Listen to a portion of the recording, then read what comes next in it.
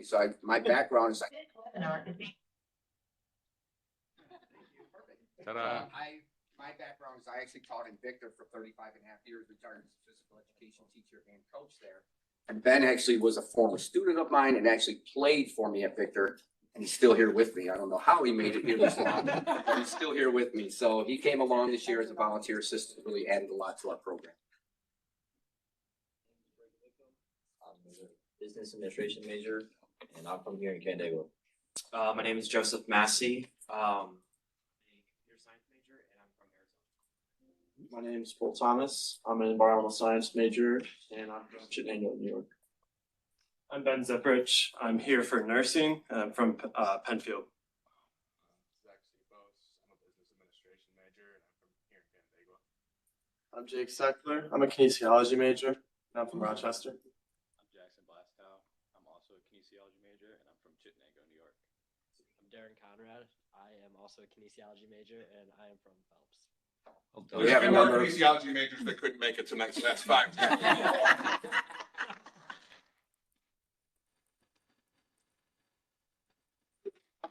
That could make it as well for this meeting. And I think the thing that you guys would also appreciate is these guys, when we come here and I recruit, we talk about academics first. That's always number one on our plate. So these guys know that our rules are academically, we have to attend class. And guys, where do you have to sit in class?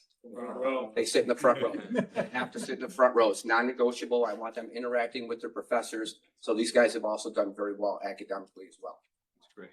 And Ben, the nursing student, isn't today National Nursing Day? I think it is. No, yeah. May 6th is Florence Nightingale's birthday, so that's great. You know, not early or late. That's fine.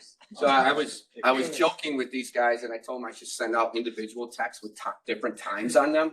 These guys should have been probably 3:15-ish. Would you guys introduce yourself, position, and what you're majoring in, please? I'm middle hitter, Dominic Alvarado, majoring in chemistry. I'm Jack Donovan. I'm libero and majoring in business administration. Where are you from? From York, Pennsylvania. I'm from Oswego, New York. Wonderful. I just sprinted you, so. Thank you. Congratulations. Yeah,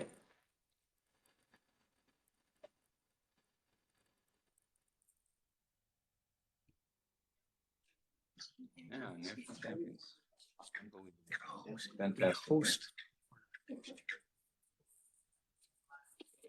And the next group is our Woodsman team. And if anybody's ever seen this live, it is something to watch. So welcome to the Woodsman team. Hey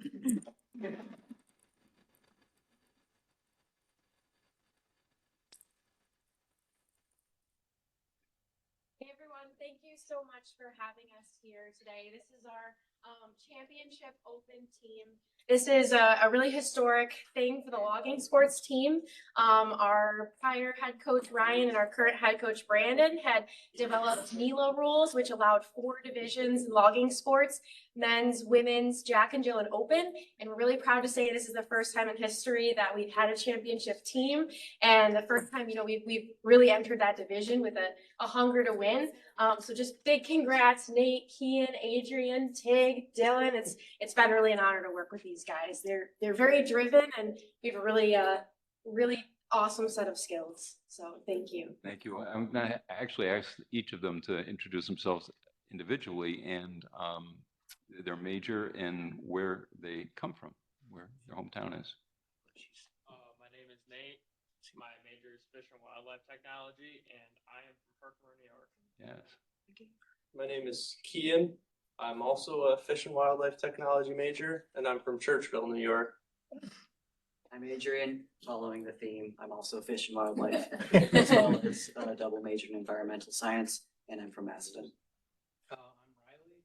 I also am Fish and Wildlife Technologies, and I am from Hornell. I'm Dylan. I'm not fish and wildlife. And I'm from Naples, New York. Well, congratulations. Yeah, he was proud.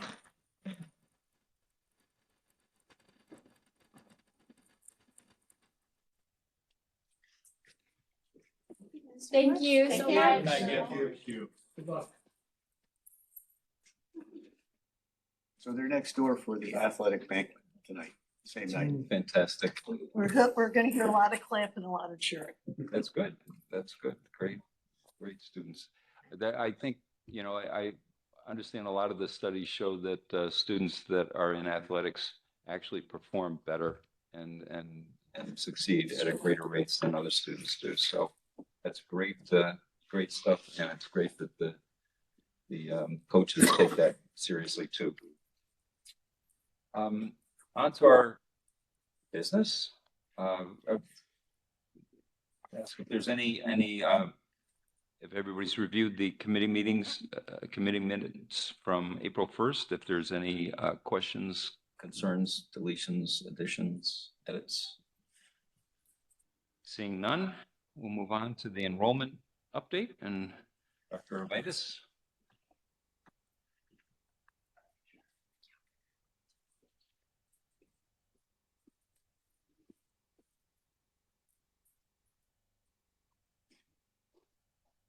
Good afternoon. So I'm going to provide a verbal report on summer and fall 2026 enrollment as of May 1st. Your packet has an earlier report in it. So for summer, as of May 1st, headcount enrollment is up 14.4% and FTE is up 18.3%. Wow. And then I'll move on to fall.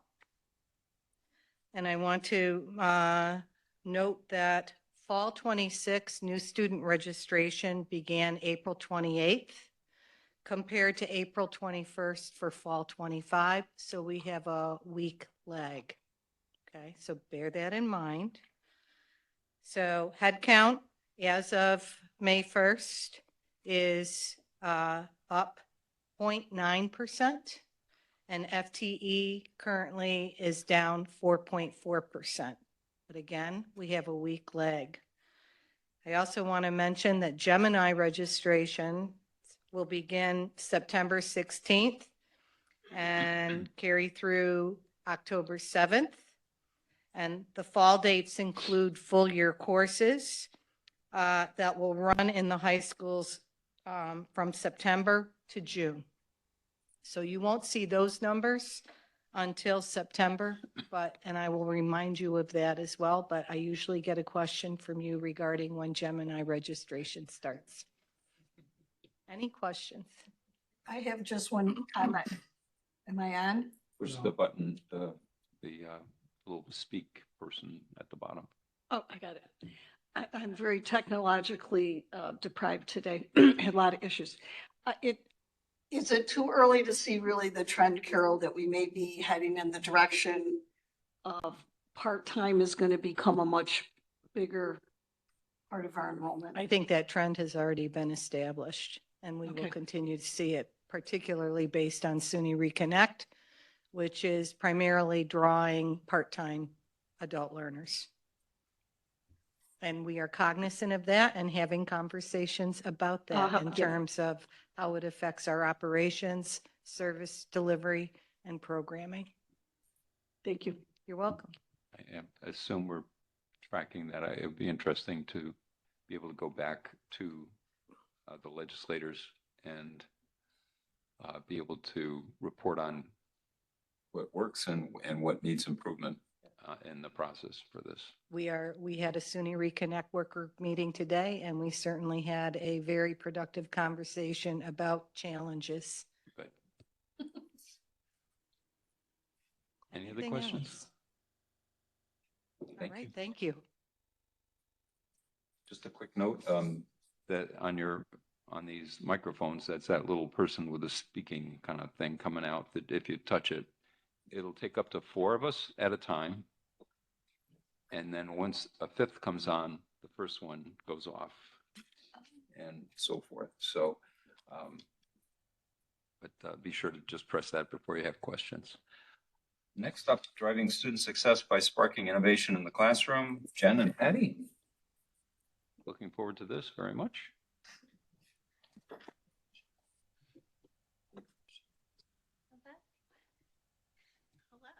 We have slides, do they?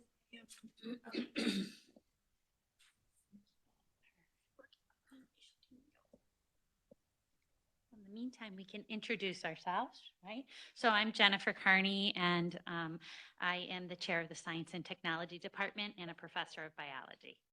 Good evening. I'm Patty Rockwell. I teach in the Environmental Conservation Department, and we're so excited to be with you tonight. I'm here as one of the leaders of our Center for Teaching and Learning as well.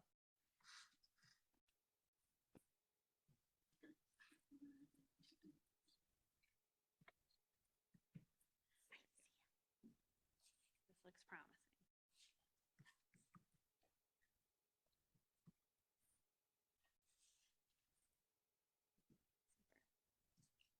There we go.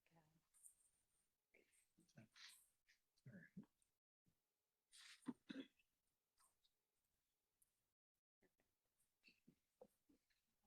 Thank you. Super. So, it's a nice echo in here. So we're here to talk a little bit. We're on to, Maybe I can step over here and you can still hear me. it's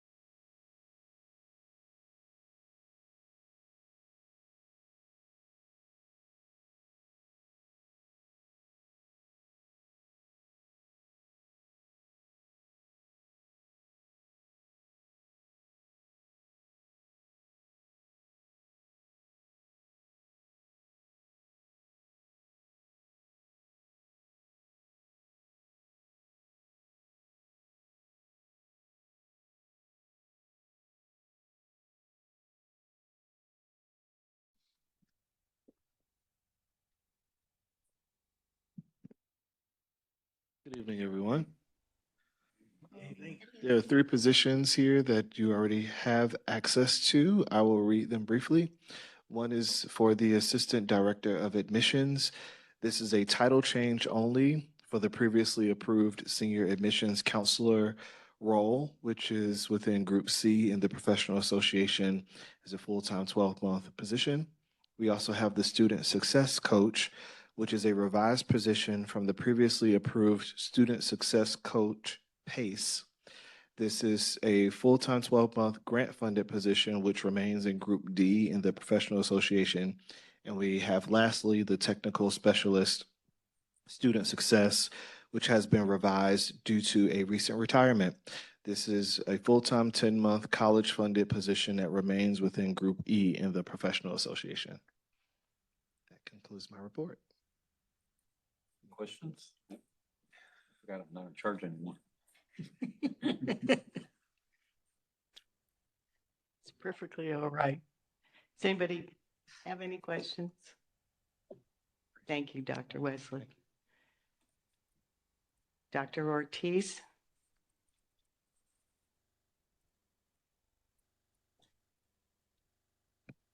Good evening.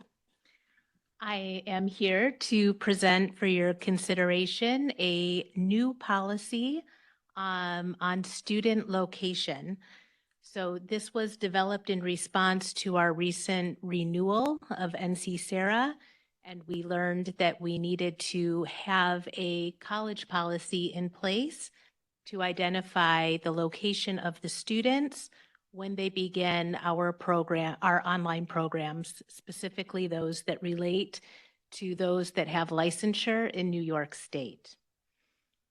So, are there any questions that I can answer?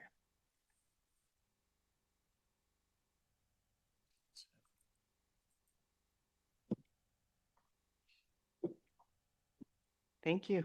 Thank you.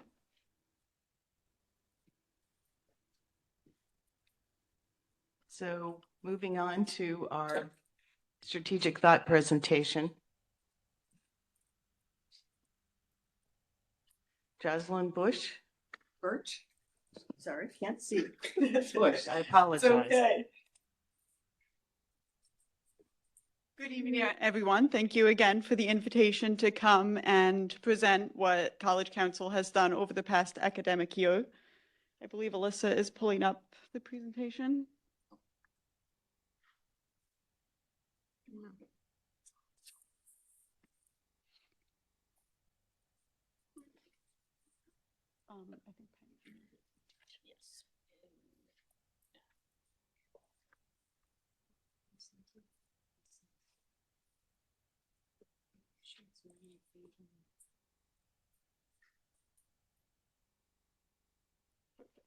I think yes. So in the beginning of the academic year, I was invited to come and present College Council's goals to you. So just a brief overview of what they were. We wanted to review and revise policies by the end of the academic year, and this is slide 2, Alyssa. Thank you. Evaluate any AI-related policies that came through the governance process. We wanted to focus on Title II, as we then did have the April deadline of this year. And we also wanted to collect and act on the Governance Assessment Committee. As you recall, that is a relatively new subcommittee of College Council to help increase the communication between all the different committees on campus. So, updates. Next slide. Perfect. So we did have 3 policy that came through the governance process. We had the college credit card policy that was updated and approved by College Council on December 11th. We had the facilities use policy that was approved on February 12th, and this included the incorporation of prohibiting people from camping on campus property that are not part of a college event. We also had the animals on campus policy that was recently approved April 9th, which talks about the use of helper dogs on campus, as well as the process to go through that. Goal number 2 was the AI policy review. Next slide, Melissa. Thank you. So we wanted to review AI-related items, align with the governance recommendations, focus on academic integrity and institutional guidance. And although no formal actions have come through College Council, there have been a lot of informal conversations through Council Exec and just members of the College Council community and constituency groups about that. And you just heard more about AI in the previous presentation. So it's still ongoing throughout the college. Goal 3.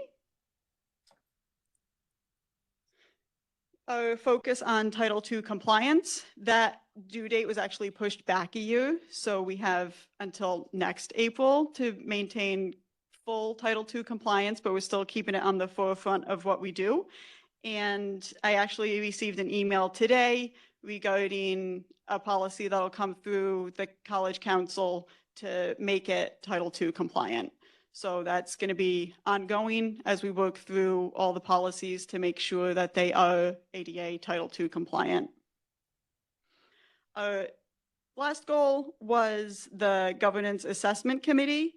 So there was an administrative leadership team day that was set aside just for this committee. They received feedback. They're in the process of making resolutions. The one that's in College Council now is how to best prep people to be leaders of governance, what it means to be a member of various committees, just so we have more clearly defined roles. And so when an individual volunteers for a committee, they have clear guidelines on what the expectations and duties are, as well as an annual training for governance leaders to clarify their roles. Some other items of note that we're working on is updating the College Council handbook. It did have some dated language, so we're updating that, making sure it's Title II compliant. Continued collaboration across governance bodies, and emerging any policy needs that may be coming through. So as we look ahead, we will continue to monitor the Governance Assessment Committee, the resolutions that are coming forward on that. We are in the process of working with HR, with Dr. Wesley on the hiring policy. So that'll be forthcoming as well. We're in the beginning stages, and as well as continued focus on compliance and best practices. Are there any questions? It's impressive work, first and foremost. And, Thank you. And really hats off to you and the whole team working on this. Just a question about governance assessment and so forth.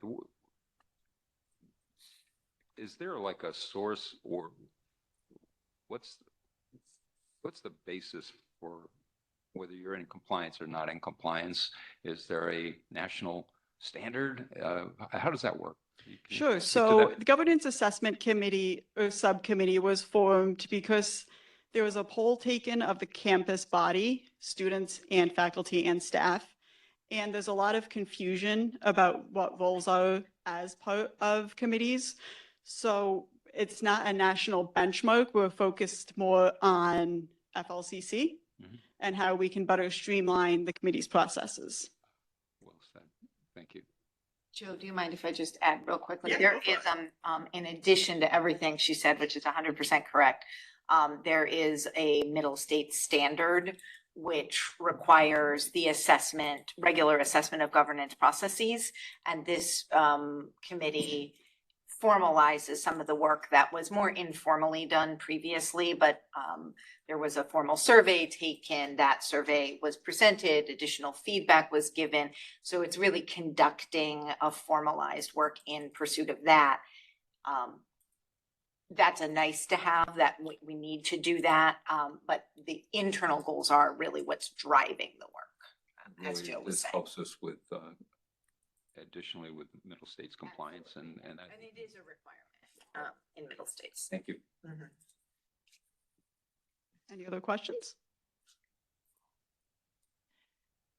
Thank you, Chair. Okay, Birch. thank you so much. Appreciate your being here.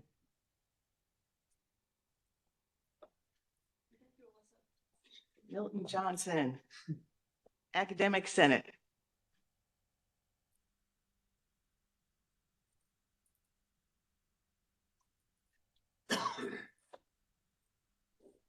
Good afternoon.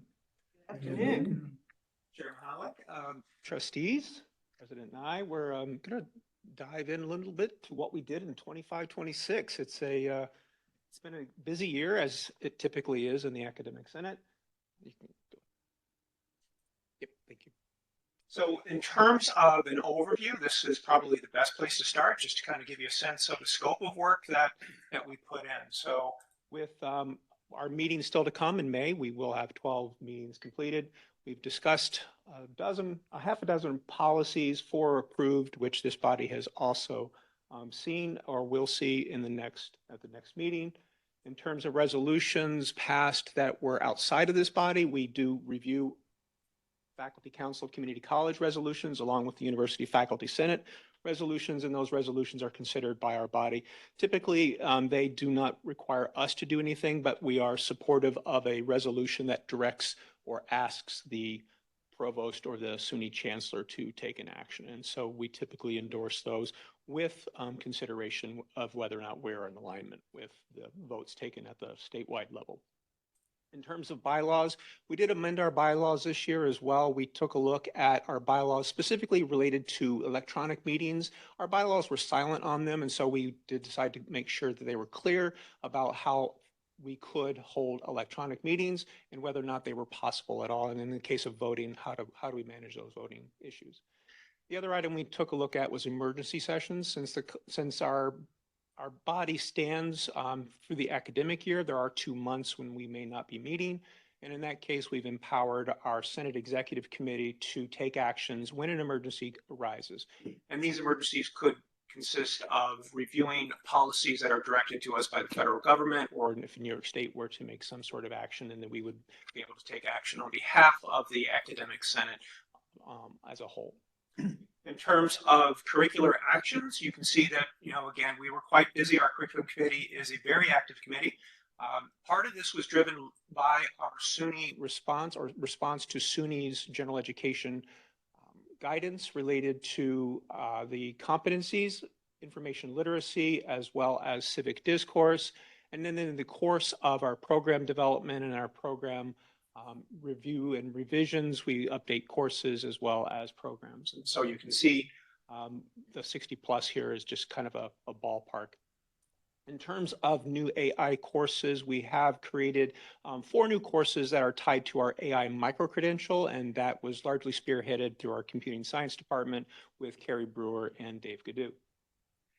3 ad hoc committees were formed, one specifically to look at our FLCC definitions of information literacy. SUNY gives us a sort of minimum, and then FLCC looks at what specifically we think good information literacy with an AI understanding or emerging technologies requirement looks like. And so we did define for FLCC and mapped back to SUNY's outcomes. So we have a clear sense of what it means for an FLCC student to be information literate and then to be able to address those emerging technologies.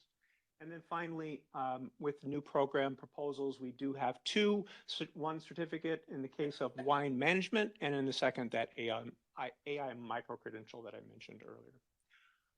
I'm not going to go through every slide because a lot of them are detailed and probably more detailed than you would be interested in this moment, but I'm happy to, of course, just jump ahead here to the next couple slides here.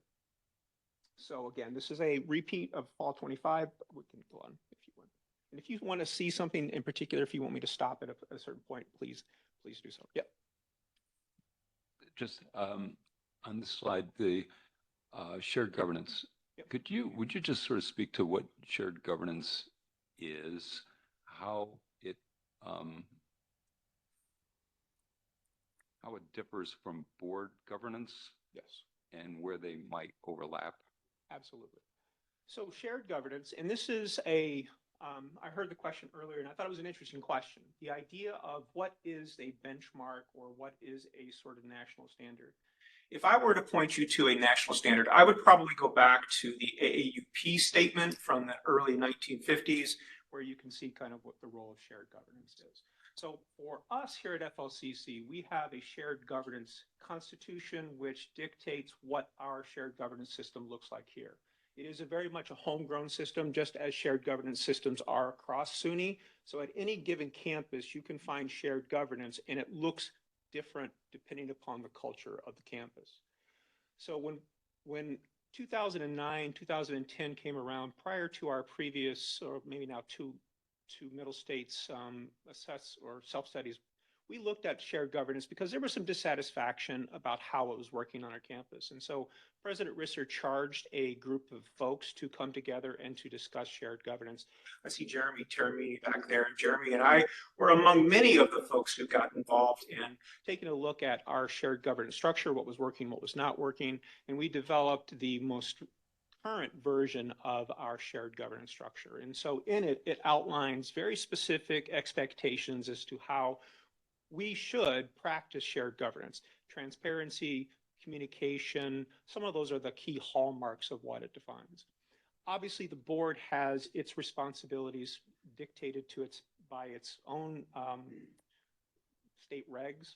Faculty have its responsibilities dictated as well as in the state regs.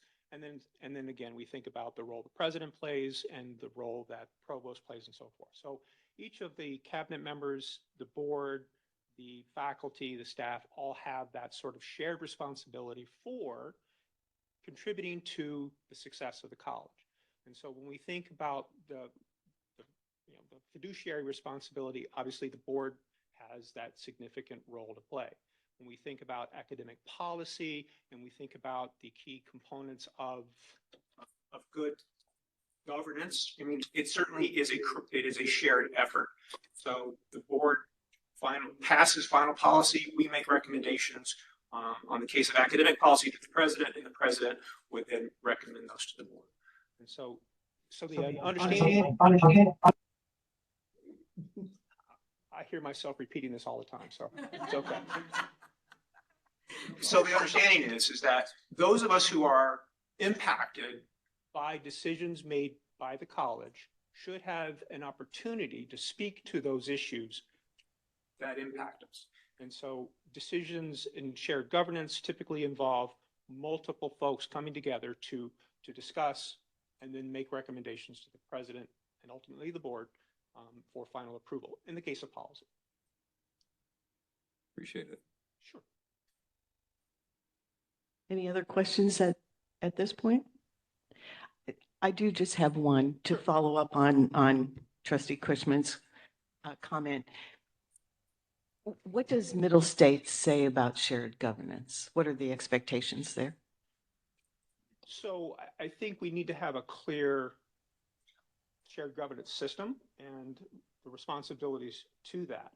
For the board, I would say that the greatest concern for the board would be that you're not at the sort of what I would call in the weeds level, where you are in the day-to-day operations of the college, and that shared governance is the responsibility of this whole to make recommendations to the board. So I think that's probably the piece that I would highlight here. And again, I'm not necessarily the Middle States guy, so I might turn to our Middle States liaison, who we have in our academic senate, who often is the voice from who helps us to sort of make sure that we are updated. But is there anything that you would specifically focus in on in response to that question? One of the things that Middle States spends a lot of time on is making sure that there are clearly defined roles and an understanding of those roles, and also that the governance structure fits the culture and mission of the college. That's in general Middle States approach to, I'll project louder. That's in general Middle States approach to most things, where they'll say, so here's the thing we want you to be able to do, but we want you to decide by and large, what that means, given your mission, your structure, your situation. In many other scenarios, I would say the same thing. But what Professor Johnson is saying is the biggest piece of that idea of transparency, being at the table, being able to talk through things and communicate around them, and also the concept of recommendation from governance to the board, president, provost, the sort of different levels around policy. Those are key pieces or key features that appear in the standards in various ways. And I would add to that, they want to see evidence that you're doing that as well. So it's all great and good to have a constitution, but if you're really not following it and you're not living up to that and you can't document it, I think that's also a greater concern. So these opportunities to come and speak to you on behalf of what the governance system, in this case academic senate, is doing is a great opportunity to document that. Yes, we do have this open dialogue and we are following our hallmark of transparency, but also good communication as well. Thank you both very much. So just in terms of policy actions from 2025, you can see a few here. Obviously, we also have a revisioning of our formerly mechanical technology program. I would highlight that on the screen as well. Our micro-credentialing policy is still in the process of working its way toward you. At this point, we have a policy that allows for a micro-credential to be 16 credits. Conversations with SUNY, looking at the federal workforce, or excuse me, I'm missing a word there, but we'll call it workforce Pell. And no, that's not the right term. But the cap is really too big. So it's really not micro enough to really meet the definition of micro-credential. So we are in the process of revising that and making that recommendation, hopefully for your June meeting. You can go to the next slide. Dr. John? Sure. Micro-credentials seem like it's a trend, and it seems to be growing. Any thoughts on where that's going, and are we nimble enough to keep up with it or ahead of it? Trends, I don't know that I can speak to specifically trends, but you've already had a conversation about the trends towards part-time enrollment and our SUNY Reconnect program. So I would say that, SUNY is certainly looking at this, and I do think that with our efforts to try to be responsive to our community and then recognizing how those micro-credentials, and this is really a key component of it, they need to stack into our current degrees. So when we look at that AI micro-credential that we created, what we had to do was to make sure that that program or that micro-credential could actually stack into one of our current existing degrees. And what we found in our initial efforts to build it was that there was only one degree that it was going to stack into. So what we are also looking at then is recognizing that maybe we need to find other opportunities so that if a student comes in and pursues this AI micro-credential, would they like another alternative path to get into a different degree? So if their interests lie in a different field, how could that fit within that field? And so that's part of our being responsive to what we see as this opportunity within our community to develop some AI skills. But in terms of other industries, certainly we are trying to be responsive to what those opportunities are. Others that we have created most recently, we have a micro-credential in podcasting. This one was created because of the growth and the explosion in podcasting, but we might have missed a bubble there. And so it's hard to say whether or not that's actually going to be a responsive or if that's just more of an opportunity for students who are currently pursuing one of our degrees to have an additional credential and develop skills that they might not have otherwise had an opportunity to. And so the key component to this is quick, part-time for the most part, aidable in many cases, and then in terms of being able to then stack that so that they're not just a one semester student, but that they can continue to grow. Excellent, thank you. Sure. So we are in the spring at this point, and of course within the spring we do have several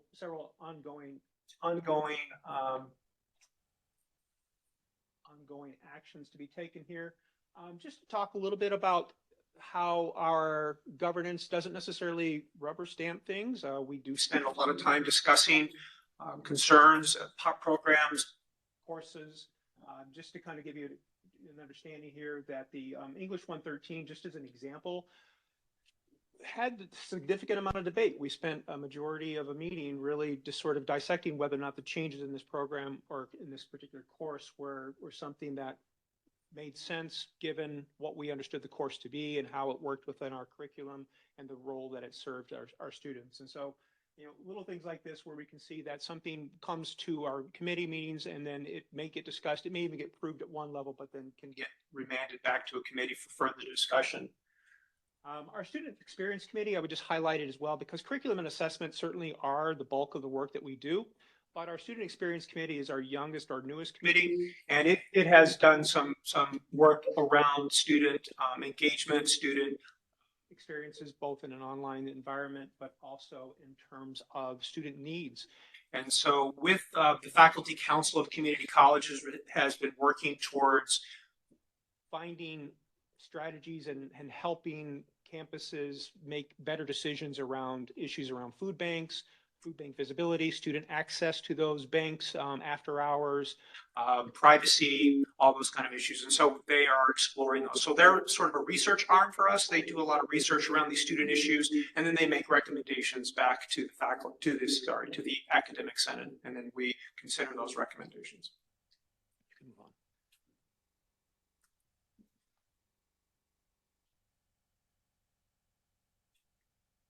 And then again, a couple of highlights here if you wanted to take a specific look at those. We've been, as I said at the beginning, at the onset, quite busy with a lot of coursework, a lot of course changes and new program and program revision. Any additional questions? Are there any concerns about how governance is going here at FLCC? I mean, there's always room for improvement. I would call them concerns. I would say, as with everything, you know, there are always going to be new opportunities for leadership, and those opportunities for leadership are going to be important to fill. So when we talk about the training that Joe mentioned that the Governance Assessment Committee is looking at, I think those are going to be great opportunities to continue to develop leadership. This summer, we will hopefully be sending 3 faculty members to a University Faculty Senate and Faculty Council of Community Colleges governance training that will happen in June. So I hope to be going with the incoming chair and our incoming vice Faculty Council of Community College delegate. And so we'll be going and having an opportunity to connect and make those connections for the incoming chair and the incoming faculty council delegate. So my only concern looking ahead is right now with several folks stepping back from leadership that we might have a leadership vacuum, and that could create just some sort of growing pains in the next year. I do plan to be around in the fall to help guide the newly elected academic senate chair. Joe didn't mention this, but she's also stepping back from her leadership role in College Council. We will be electing a new College Council president or chair, I should say. So I do see a potential for some sort of challenges just in the upcoming year, but it's more about transitional challenge than it is about structure or systems. I think our systems are pretty solid and our structure is pretty solid. Good. I have one question. When you talked about the learning framework, you mentioned the capstone outcome. I'm just wondering, is that due to a trend that you see or the current situation? I'm just curious what. Absolutely. It's a great question. So initially our capstone was understood to be a high impact practice, that having the opportunity for students to reflect on their work over the course of their academic program is a good strategy, right? So this was recommended as part of our learning framework. over the years, the capstone has become viewed less as a outcome that involves reflection to more of the expectation that it is a single course or that it has to be embedded in a course. And as with any practice that feels like it's a great idea, in a blanket approach, there were some folks who didn't like the cups. So they would like to have had that removed. And so with enough discussion, it is still a recommended high impact practice, but it is no longer a required of every single academic program. So we were, in the words of some of our academic program coordinators and leaders, they were feeling like they were being shoehorned in this assignment and it didn't really fit within the work that they were doing. And so we still are going to recommend it as an outcome that all programs attempt to have a reflective opportunity, but that it is not required of every single program. Thank you. You're welcome. And that framework is still working its way through the system. So we haven't approved it fully yet, but it is for discussion at our upcoming meeting. Anyone else have any thoughts or questions? No? Thank you so much for your update. We look forward to your reports. Yeah, thank you very much. I appreciate it. Forward to your sabbatical. Thank you. Dr. Ortloff, strategic plan update.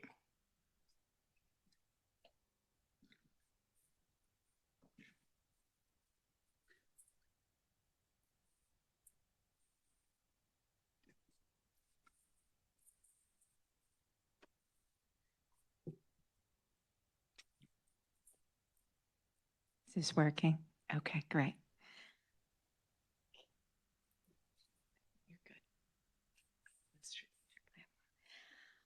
Hi, everyone. Before we get started, I just wanted to take the opportunity to thank Milton Johnson and Joe Bush for their really tireless work, not just this year, but for many years. Both of them are stepping away for other great opportunities, as Professor Johnson mentioned, but if you could all join me in thanking them for their service.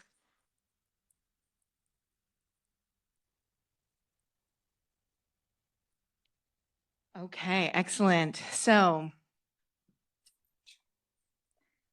we are going to talk a little bit about the strategic plan today. I think we may have an echo again.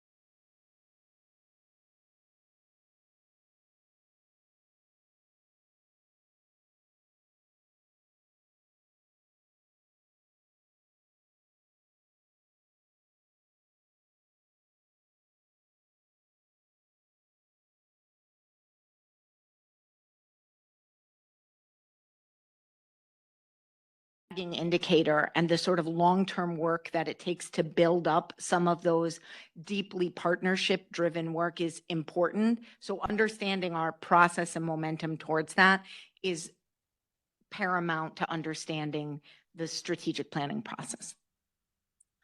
Can we go to the next slide? Possibly. You're fine, no worries at all. You're doing great.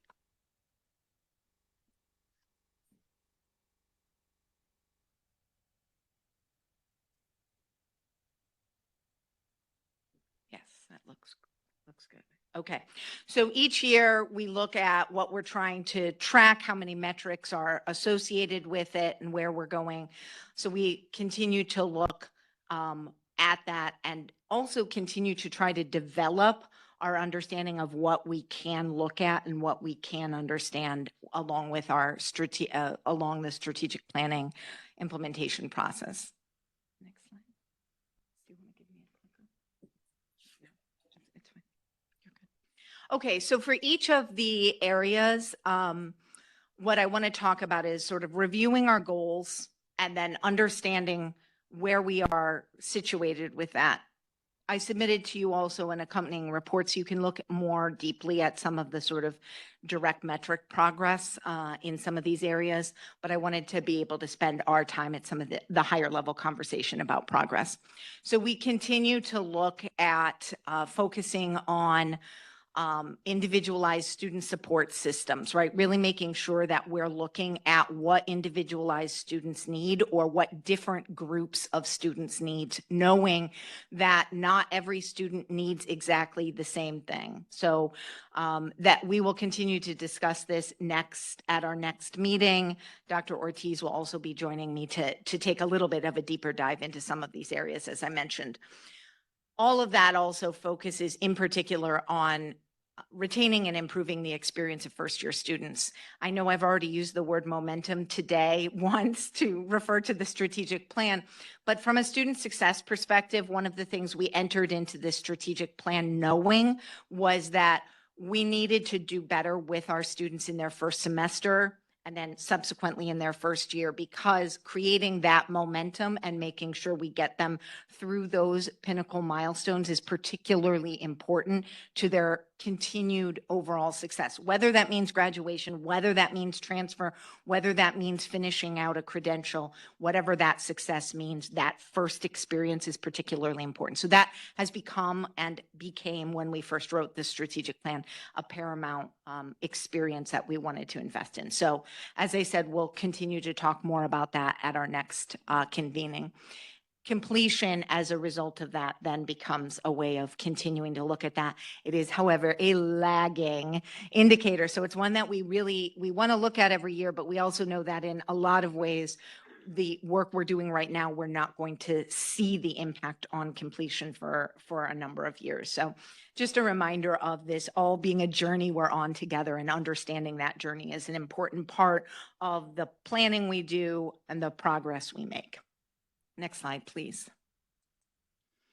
So very quickly, just a few things we're doing in this area. We'll talk more specifically, but we're really looking at these ideas of momentum. What are the barriers that are emerging to persistence? Persistence being the ability to go from one semester to another semester.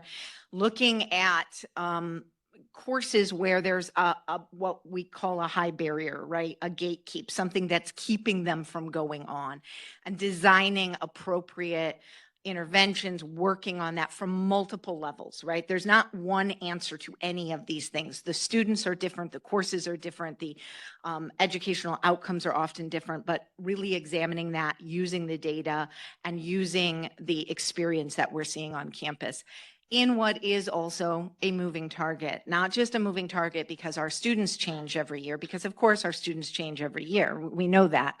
But more importantly, and we've talked about this in this body for several times already, but this idea of the changing student population and these moments of change that are happening in higher ed, they're happening right now. right? So the changes that AI is bringing to the industries our students are going in, that's happening right now. The changes that are happening with SUNY Reconnect and what students are coming on our campus, that's happening right now. So we need to be flexible and adaptable to that, but at the same time, stay the course that we set with this strategy to continue to serve those changing needs and continue to examine and understand what role persistence, the ability to be retained, makes for our overall student success. So it's both a high level and a sort of way down in the weeds level that we have to operate in between or back and forth. So as you can see on your screen, several different things, and we'll, as I said, come back to some of that next month. Next slide, please.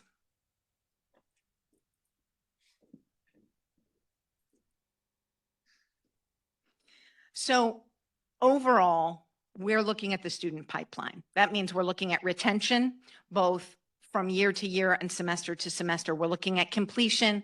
We're looking at curricular and co-curricular assessment, which is a way of understanding what's happening in the learning, in the moments of learning. When we look at where there might be issues with a student getting stopped or gatekeeping, we don't just want to look at the actual success, the grade in the course, but understanding where they may be struggling with learning. And we have had some really interesting things emerge as we've dug more deeply into some of that. For example, one of the things that we've started to discover by doing more assessment is that we have students struggling with aspects of critical thinking across various different courses. So you might see that in an English course, you might see that in a math course, you might see it in a psychology course, in a business course, in an art course, but fundamentally, the students are struggling with using evidence to support their arguments, right?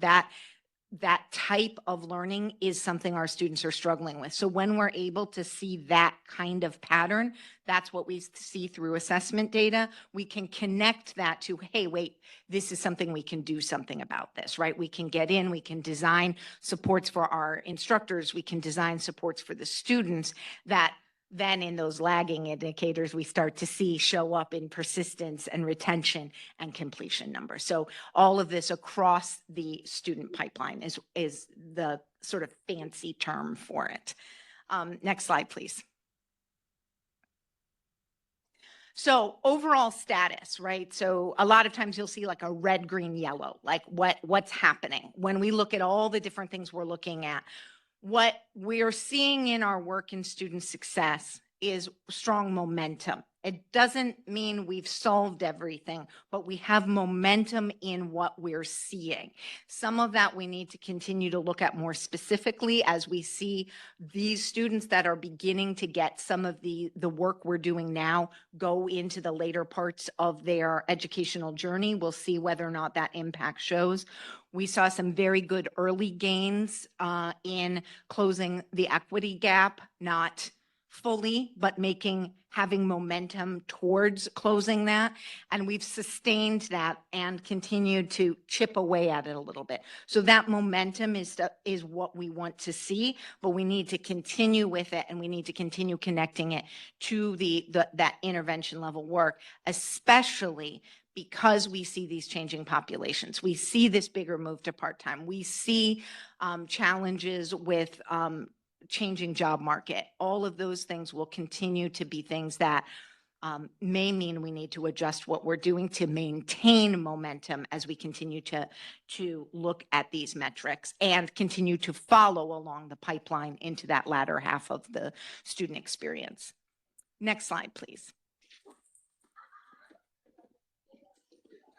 The athletic banquet is happening next door, which is probably more interesting than the strategic plan. Okay, one more slide, please. Okay, so just so just sort of, what's working and where we're sustaining focus. In each of the areas, we're seeing some success and we're also seeing things that we still need to continue keeping on with. So just taking a look at the last one there, course success, we see our success rates improving. We see progress being made. The DFW, we refer to that lovingly, the D or the F or the W that one can receive in a course. We want fewer of those. Those trends are declining and equity gains are emerging. That's great. That's the momentum, right? But we still have courses that are emerging as a barrier. We haven't solved it for every course. We still have areas we need to look at. So momentum good, still more work to do. And that's the general message that I think we see when we examine this work. Next slide, please. So moving on to opportunity and innovation. And what I really think is an important message for us to take away from our conversations about opportunity and innovation as a focus of this strategic plan, as well as community and industry engagement, is we're beginning to see an important picture emerge. We're beginning to see a pattern of engagement and connection, but those are in many, many ways seeds we have to plant, to sow and harvest, and some other great gardening tool for a long time. They're not even, we talk about lagging indicators in student success where we're waiting for the student to go through the program, or we're waiting through for the student to continue to work through all of the progress with completion and changing majors and all of that.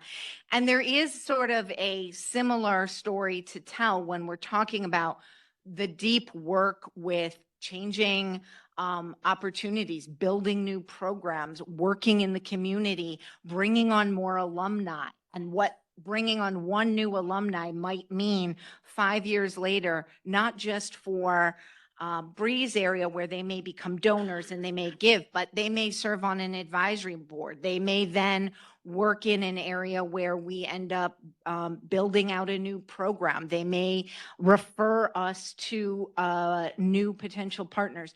Those types of things, they're almost ephemeral in their impact, but they're the types of things that we're beginning to see a story around, or we can see that there may be a story to tell going forward. And much of that comes from opportunity and innovation work, as well as community and industry engagement. And of course, there is overlap in those two areas for some obvious reasons. So what are our goals? We're really looking at professional learning opportunities for the college community and being a place where professional learning opportunities happen. Educational experiences and industry-aligned credentials. A lot of the work around AI has been driving this because AI is a major disruptor in every industry that we serve. So as they're finding disruption, we're in a lot of conversation with them about what's that going to mean? What does that mean for credentials? What does that mean for change? Some of that, the answer is we don't know, but what we do know is we're now partners in the conversation, and that's the important first step there. And then to recruit and retain diverse students and employees is a particularly important opportunity for us that we have good momentum on. Next slide, please.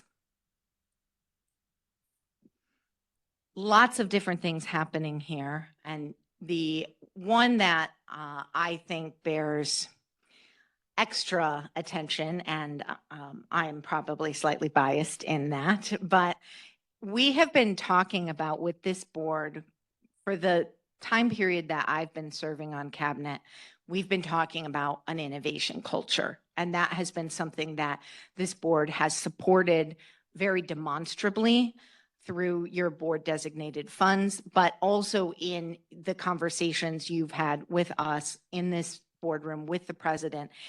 And it has consequently become a real part of the way we've been doing work here in ways that I think are, again, sometimes hard to measure. I mean, I can give you a list, and I did, of all of the different grants that we're supporting and the different projects that we're doing and all of that. But there is something more to that, that we're really beginning to see people talk about innovation, how to be innovative, how to make innovative change in a wide variety of ways. Today, I had someone come into my office and talk about a new requirement from SUNY, which is basically an everyday conversation here at FLCC. And that, you know, this was going to be a struggle to be able to meet. And very quickly, 3 people sat down and talked about ways they could build a custom solution in order to be able to fulfill this requirement and not need additional man hours. Now, that's a really specific example that I'm giving you, but that's the kind of thing that when we allow our faculty and staff to be able to think from an innovation perspective, no boss told them to do that. They simply saw a problem and said, I want to talk about with my colleagues if there's a quicker, easier, and more innovative way for us to solve this. That is a culture of innovation. And that's beginning to happen more and more. That's what we've been working for many years. And I think that bears mention that this strategic plan is helping that become more and more a part of our culture here at FLCC. Doesn't mean we're done. Miles to go before we sleep, but real progress in very tangible and everyday ways. Next slide, please. Oh, sorry. I don't have a clicker. There we go. Okay, so we're looking at recruitment and retention of faculty and staff and students. Again, you have these metrics in the report. Looking at new markets for student recruitment, that has been an area that I also think really bears mention. Enrollment management has been increasingly creative and thoughtful about what does the idea of the new market mean. SUNY Reconnect presented itself as a new market as well, and our ability to respond quickly to that and take advantage of a new opportunity is part of the strategy that was set, right? Being able to say yes and to do when a new opportunity is available, that's what this strategic plan is also asking of this college. And then we've also had some very particular goals around the use of early alert software as taking advantage of an opportunity that we have with that software. And that has by and large been met already. Next slide.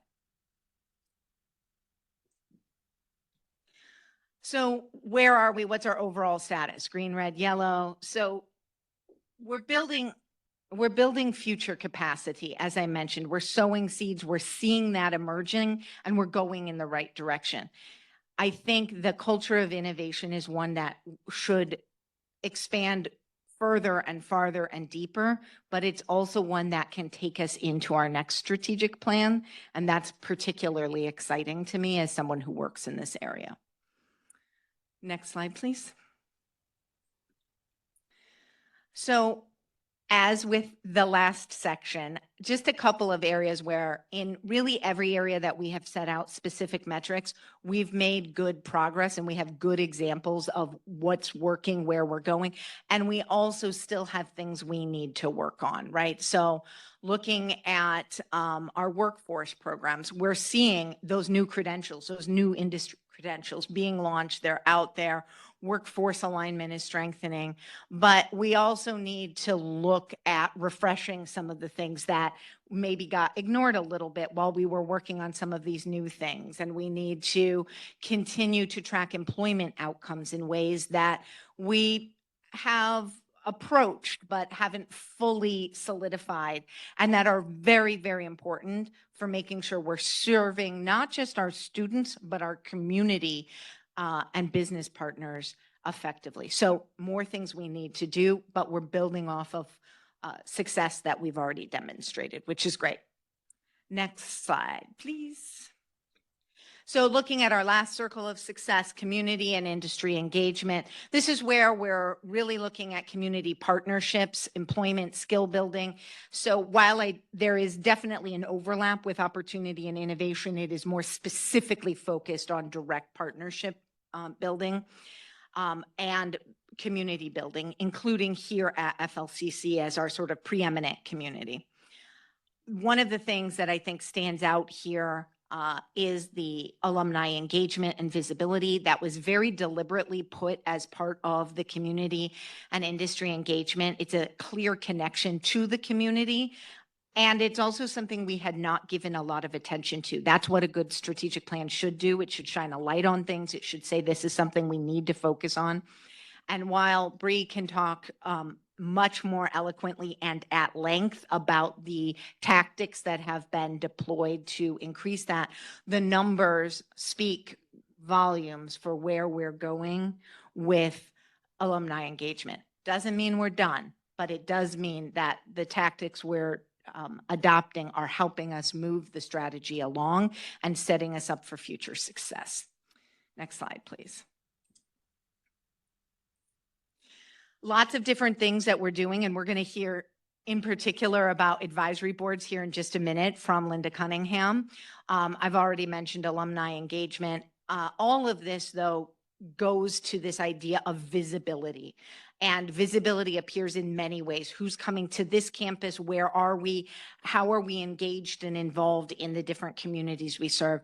That, again, is one of those many seeds that we have to plant, and we have to continue to harvest from that. But one of the things that we're really seeing is a change in the expectation and understanding that FLCC will be a partner and is a strong partner in the community. So I'm looking forward to continuing to see where this work takes us. Next slide, please. Lots of different things that we're tracking, lots of things that I would like to track. They're not on that slide. I would love to know more deeply about our community engagement and the ways in which things like being the leaders of the new Arts in Canandaigua movement downtown because of Art Space 36 and our collaboration with the Business Investment District, the BID district. What does that mean? What will that mean? Some of these things are not easily trackable, and some of them I just don't always have access to all the information I want. But this is an area we need to be proud of, but we also need to continue to work on how do we measure this impact in the long run. It's incredibly important for the long-term work of the college, and also a significant change in the way we have approached work if we look back to, say, 15 years ago, 10 years ago. Next slide, please.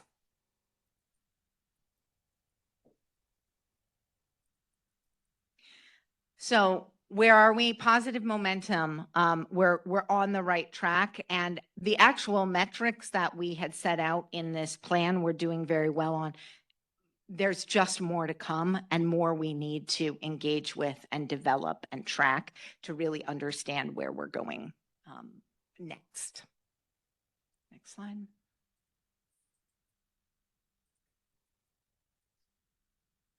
So I've already given you a couple of these examples, similar idea. I think the campus events is one that bears sort of a little bit of a highlight. We're seeing more and more attendance at these events, bigger desire for the campus facilities. And I think really thinking about the best ways to convert that use of our facility to partnerships is sort of the next step. Repeat engagement, we do track that. So that is something we can continue to look at, but really connecting with, are there ways we can very directly make sure people are hearing or connecting with an FLCC opportunity when they're on our campus? That's the next phase of this conversation. The strategy was set to have larger community engagement. The tactic was to focus on events and make this a place people wanted to be. That part's been achieved. Now what's next is connecting them to a sustained and ongoing relationship with the college. That's the key piece to really making this tactic most effective for the strategy. Okay, great. Next slide, please. So just ending here, you've seen the slide before, it's a little bit updated, but we're going to hear from 3 folks who are funded through the set aside funds from the board's strategic plan funding. And we particularly chose 3 folks that you've not heard from before and whose work is particularly important in us achieving some of these bigger ideas of opportunity and innovation. They all, in their different ways, are connecting students with the community in different ways. So we're going to hear from Sarah Izard, Tomas Gonzalez, and Linda Cunningham on their individual projects. And we're going to do it in the order that I just mentioned. So we're going to start with Sarah Izard and the Single Stop Project. Sarah, do you want to come on up and we'll work on getting your slides up as well.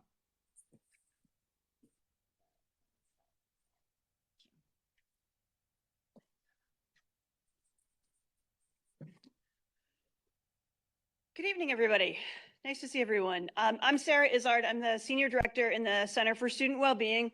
This is Haley Jacobs. She's our office manager for academic and student affairs and works in my office, but she's also taken on a special project as our single stop specialist to help in the process of moving things forward. So I'll be doing a lot of the talking. Haley's been doing a lot of the working on different things, just to point out that piece, which is important. We're going to give you, when the slides come up, we want to give you just a brief overview and as a reminder of what is Single Stop. It's a benefit screener that connects students to existing resources in determining eligibility of those resources for state and federal resources, and they're tailored to each individual state. So our online students who are taking courses here, but they live in Illinois, they can use this screener and it will show them all of the different state resources that are for Illinois. We're going to show you quickly a little bit of what the students see and go over what the process is. Next slide, thanks. So this shows you a little bit as to what the steps are that the students go through. They'll log in. They get to the screener by going to our website, Center for Student Wellbeing website. If there's a link, they just click on it, and there's a guided questionnaire that the students have to go through. It focuses on the demographics, the income, expenses, and what is their household composition. So one of the things that it specifically asks is how many people are in your household. So if we have a parent, they're going to include their dependents, if they're married, the spouse, whatever it might be, or it might just be one student. They'll complete the questionnaire and then they'll be able to review all of the results. It'll show up all the results that they have and they'll be able to review all of those.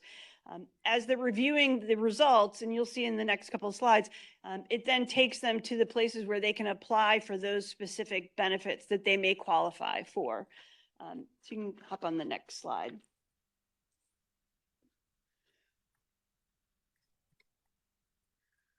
These are some of the different benefits that students may qualify for, just to give you an idea of what they are.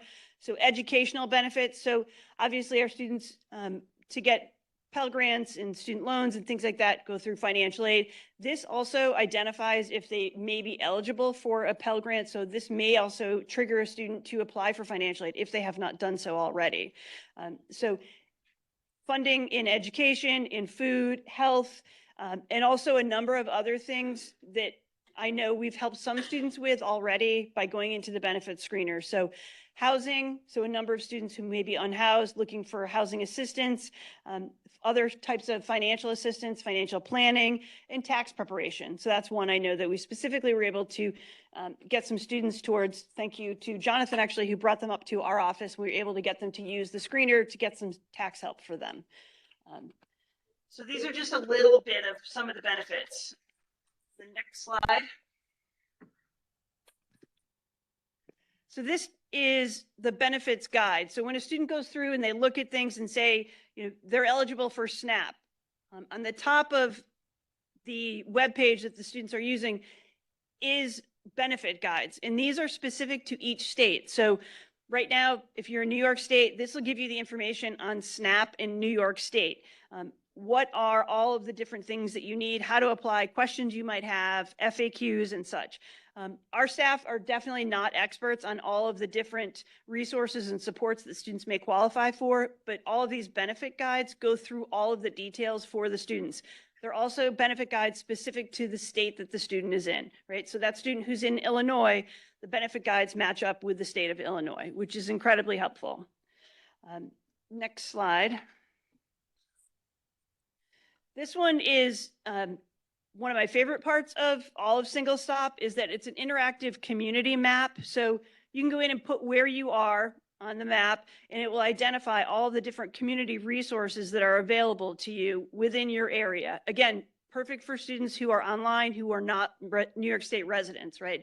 To be able to identify what are some local resources, whether that's other types of food pantries that may be available, mental health services, tax services, housing services, and such. Each one of the pins up here, they provide brief descriptions of the services if you were to click on them when you're in the program itself. Next slide. So this gives you an idea of what it looks like when the student has done the questionnaire and it comes to what are the results. And you can see what the results are. So it shows you, this is just a couple of information that it gives you. So educational, what are some education resources you may qualify for, and then also what other food ones that you may qualify for. And a student can click on each one of those and it will go into more detail, and also then the benefits guides are for each one of these things that also pop up for the students. Next slide. These are some other ones, again, in just the different categories that we were identifying as far as resources that are available. So Child Health Plus in New York State for health benefits, housing benefits, and then tax preparation.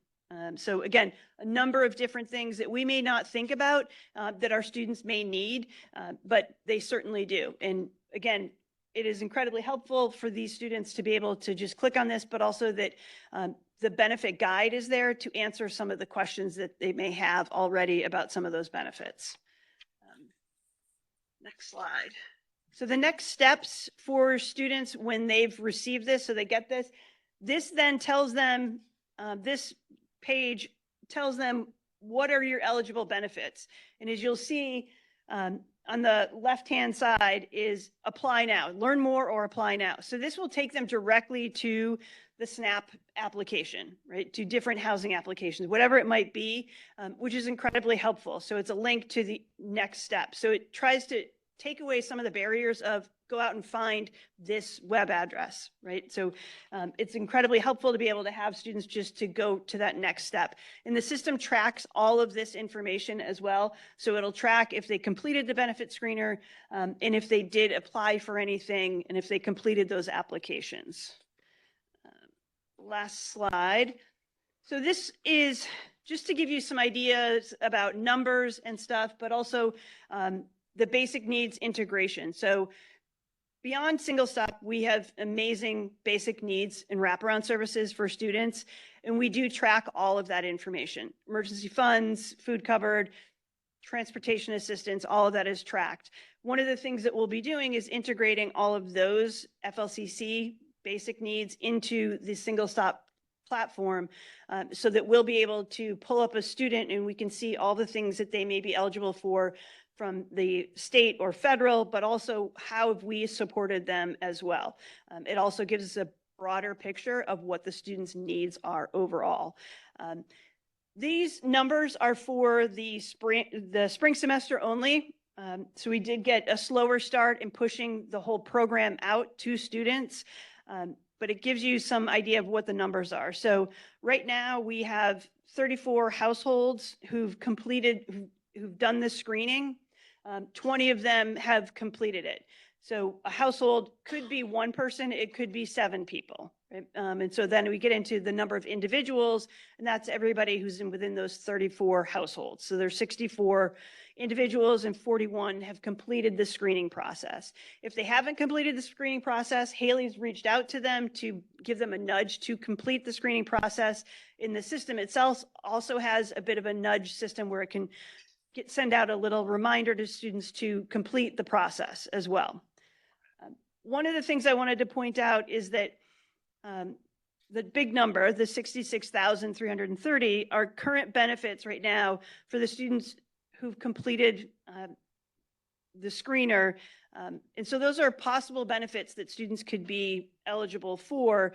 And it's a total dollar amount of the values, and they're based on state and federal estimates. They may not reflect exactly what a student gets, but this gives you an idea of some of the money that's out there for students that we're trying to help find for them.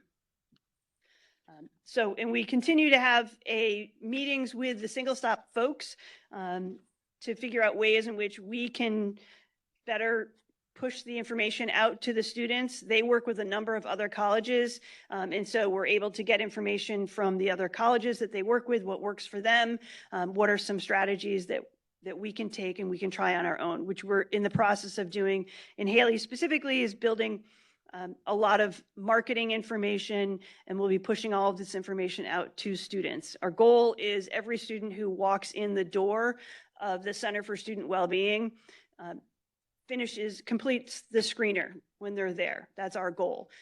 Sometimes we don't have the opportunity to do that because the students are there for a variety of reasons, but that's one of our goals because it's a captured audience at that point.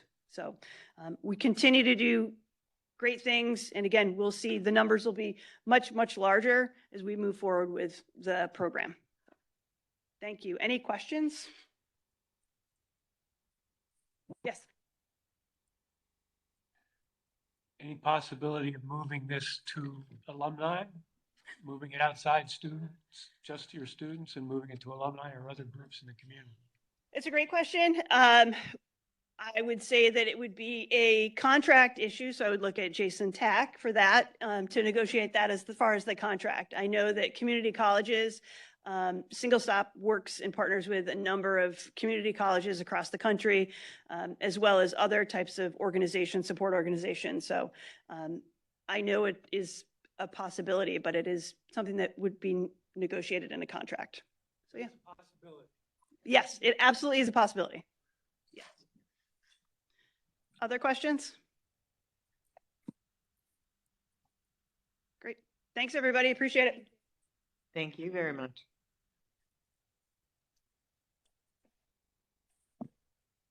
So next we're going to hear from Tomas Gonzalez, who is joining us online. And Tomas, I'm going to give you the floor to update on your strategic plan project. Thanks, Deborah. I hope you can hear me. I've been having a hard time hearing the conversation from stage 14 there. But I appreciate the time that everyone is giving to this, because this is a really important aspect.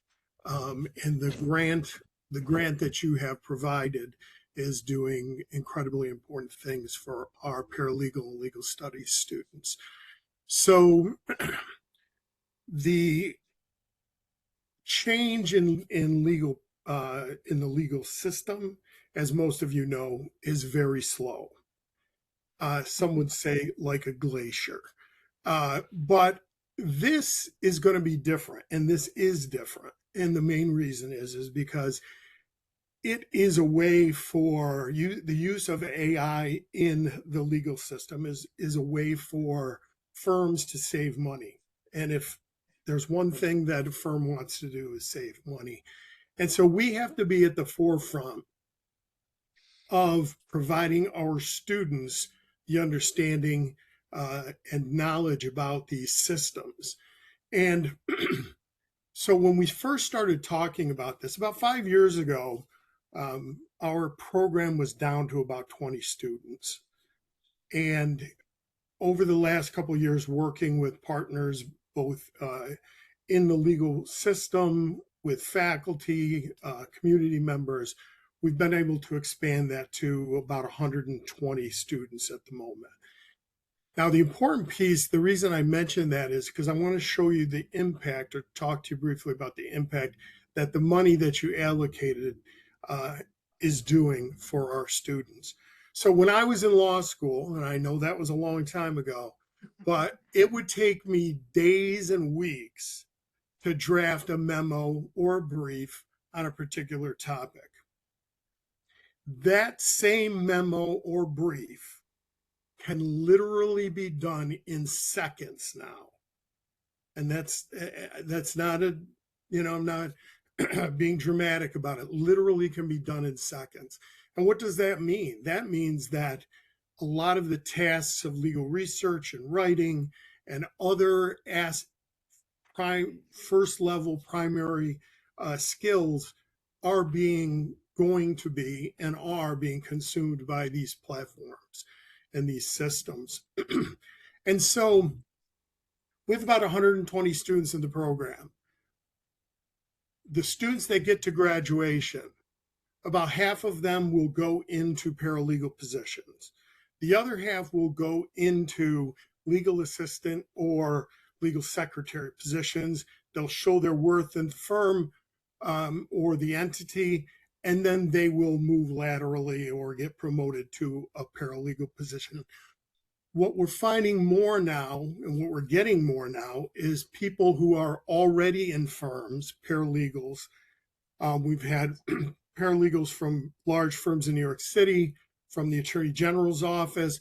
We're getting people who are using their credential that they receive from us for promotion. So it's not just the student coming out of high school anymore, that the 20-person class now. We've got a big class that is coming out, and the current people in the field who are using this for promotion, they are hearing from their employers and understanding from their employers they need to have these skills. You've probably heard all the horror stories about the cuts in employment, and Baker McKenzie is probably the most well-known, cutting somewhere between, the numbers aren't firm, but somewhere between 600 and 1,000 over all of their 70 offices worldwide. But the reason is because all of these projects and activities can be done much more quickly through AI. But the issue is this: we have to teach them the skills, our students, and we're in on the ground floor because of the grant that you approved in getting our students prepared.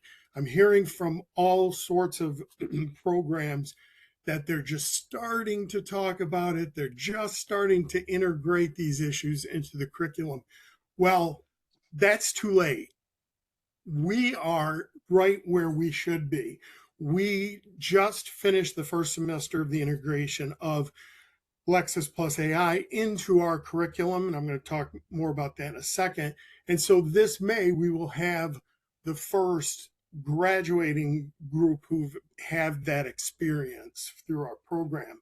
But we've had a couple of certificate students who they're only here for a year, who have already secured positions. And of the 4 that have secured positions, 2, and again, I understand it's a small sample size, but most students don't get jobs before graduation. Ours are getting jobs before graduation.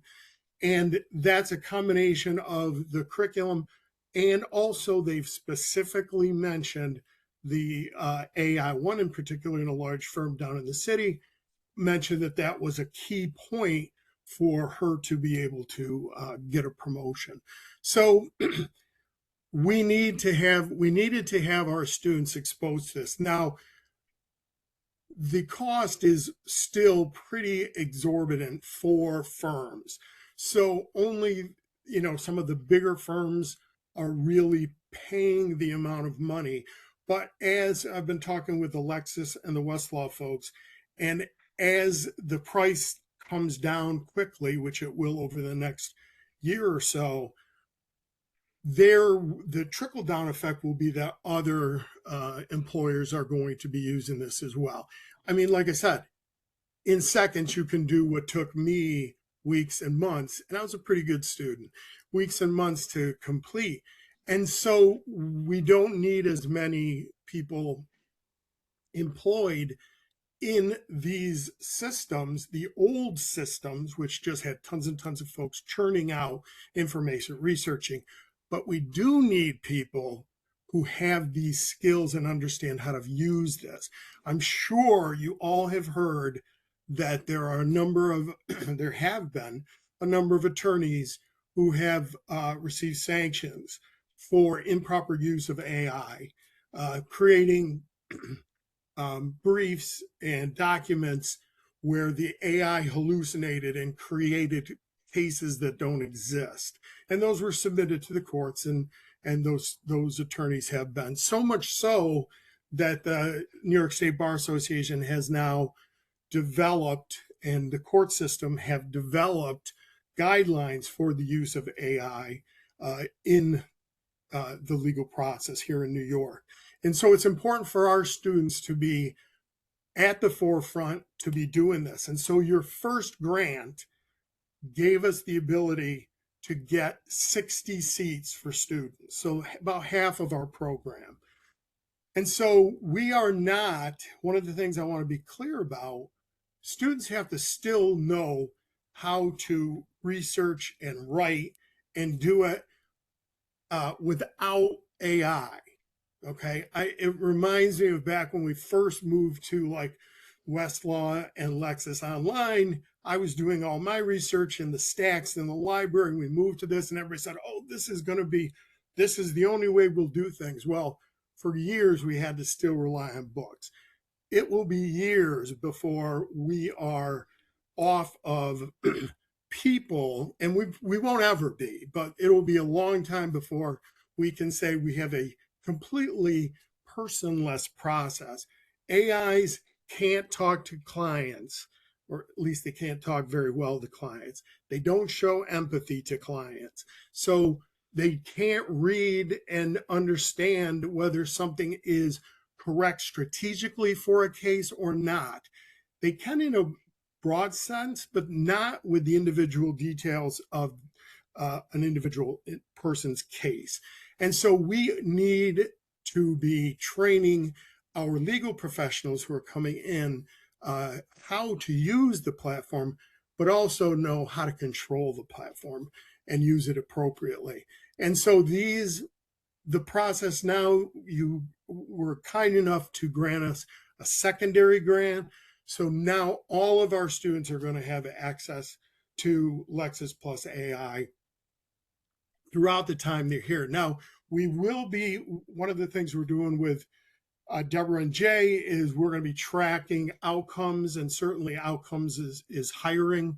And we won't know that. We won't really start that other than that small sample size until graduation in May, when our first class leaves who've had experience with AI.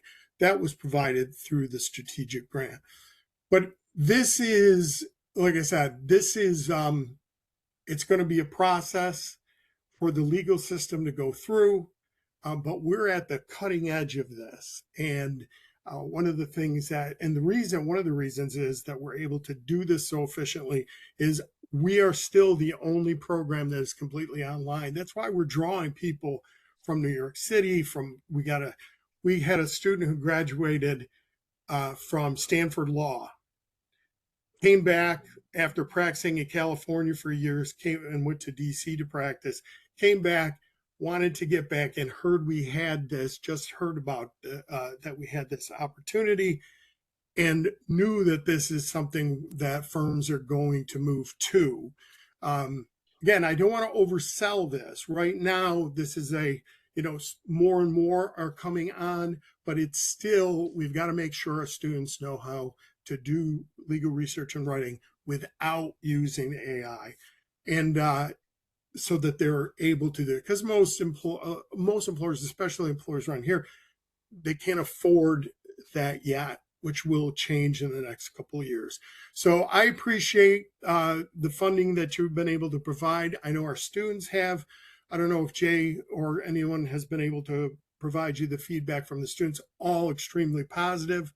And like I said, we're already seeing signs, minimal though they are in terms of the group size, of success in employment. And we'll see more of that. And we'll be happy to come back next year and let you know what the outcomes of that are. But that's it in a nutshell. Any questions that anybody has? Tomas, this is George Cushman. It would be really, being on the cutting edge like this, it would be really lovely to have an endorsement from one of those firms that have hired our people that see how this is, we've distinguished ourselves as FLCC with this program. To get something like that, I think would go a long way to promote the program and keep us on the cutting edge.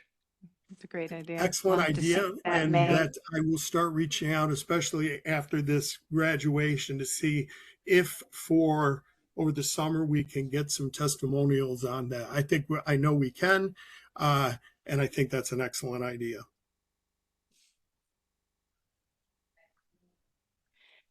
Thank you, Thomas. Just curious how you see this becoming a sustainable part of the process? for your When you say students? sustainable part of the process, you mean for FLC integrated into our program, into our Correct. curriculum? Correct. Yeah.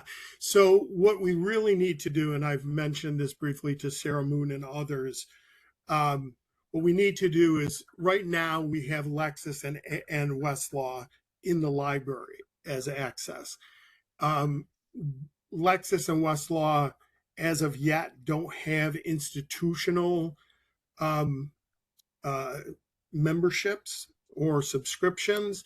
As soon as that does occur, and we'll be continuing to have conversations with both, we need to incorporate that into the library budget so that our students, and not just our students, because this, talking about outreach, what the next step we've got now that we've integrated this into the curriculum is providing this to alums and to the community, who can then access it through our FLCC library and able to use that. That, along with our coursework, that will be a really excellent marriage of those two issues for alums, folks in the community who, let's just use an example, want to draft a will.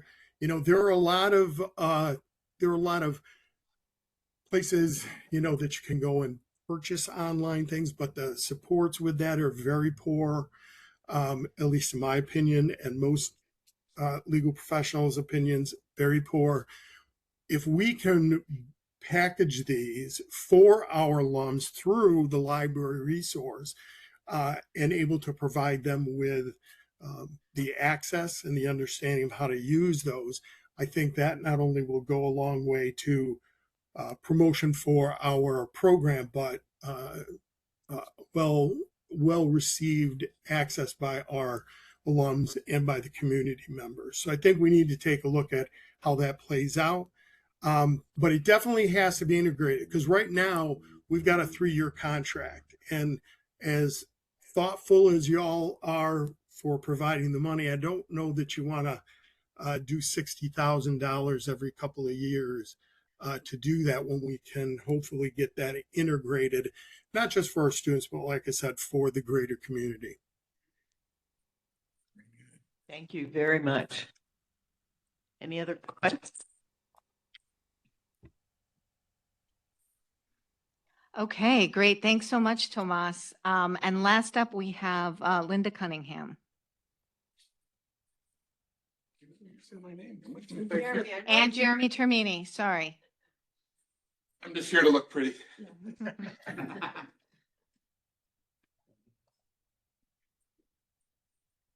And just before we get started with this last presentation, I just wanted to take the time for everyone to acknowledge that Linda will be retiring here very shortly after 20 years of service to FLCC, and we're so grateful for her service and the opportunity to get our advisory boards on a better track, which is what she's going to tell us. Thanks so much for your service, Linda.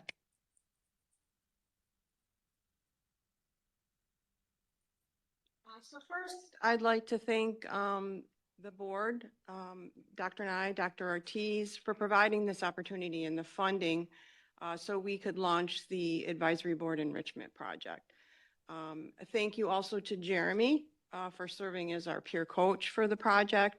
And the reason I selected Jeremy is were you hiding back there, Jeremy? I am. Okay. I'm still taller than you though. We had worked together for a couple of semesters to establish his advisory board and work very closely on, determining who would be the right choices, how many people the board should consist of.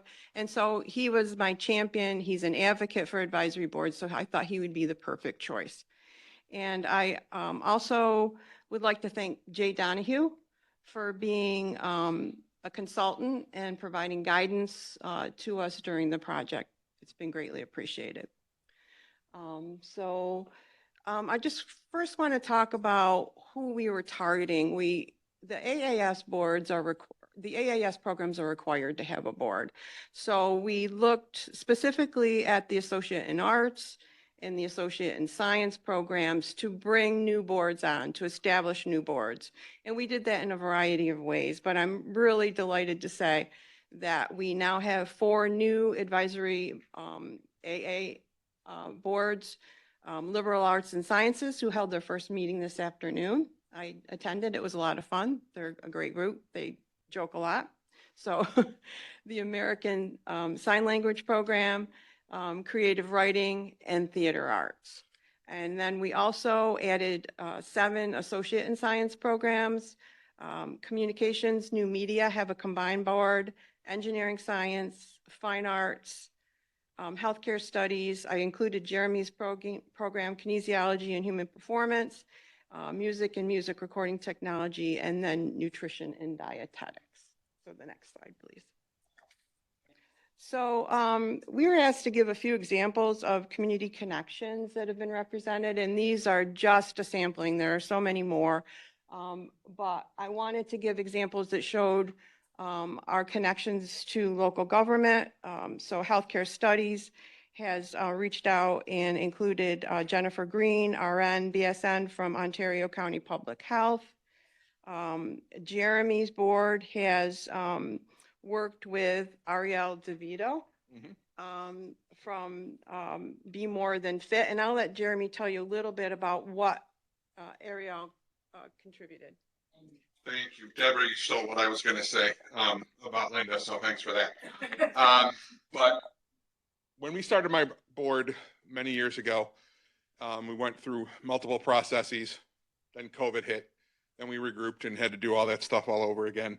And I have a pretty diverse board between SUNY members, 4-year schools from SUNY, 4-year schools for private, because I like them to compete against each other a little bit for the benefit of our students, and then business. So Ariel DeVito sent an email to Linda out of the blue, and Linda set up a meeting, and within 5 minutes of meeting with Ariel, I knew I wanted to have her involved. So she started local out of the Geneva area. She is now down in Tennessee. So this is a fully remote partnership, but she still runs her business up here in New York State. So what we did for this one, I've had Ariel and almost all of my board members as guest speakers in the first year seminar course, so students can learn about the different career tracks. And then one semester, Ariel jumped into my capstone course, and we started talking about interviewing techniques. So when you first meet a client or a patient and you develop that relationship, we started with that. And somehow I ended up being the sample client. So it was a really good therapy session for me to talk about a lot of stuff. And then that turned into the Great Reset event. So this is something that Ariel has done the last couple of years. And we started talking about it. And I looked at her one day and I'm like, we need to do this on campus. And she's like, what are you talking about? I'm like, I have all the students. We need to do it on campus. So we partnered with another strategic plan grant, the Mosaic Project, by somebody with a very similar last name, but a more impressive first name. She makes me call her doctor at home too. So, but Jackie worked with her high school students from the back end logistics, setting everything up on campus, coordinating room arrangements, everything like that. And my students basically built from scratch the baseline assessments that we had the participants do. And we used AI because we talked about how you would need to modify for certain types of clients, certain health conditions, certain musculoskeletal injuries, things like that. So we knew we had about a 5-minute window with each client per test. So you didn't have a whole lot of time to be able to say, oh, hold on, let me look that up. Let me figure out how to modify. So we spent the entire semester doing that legwork where the students tested it out, and then they would demonstrate for Ariel and she would give them feedback, and then we would go back into my learning lab and do it again. And then that turned into a lab assignment that we now do in 2 classes. And it all started with Ariel jumping on board, talking about career opportunities, and then we turned it into an applied learning activity for our students. So what I was going to say before Deborah stole it is we don't have a slide that says how awesome Linda is.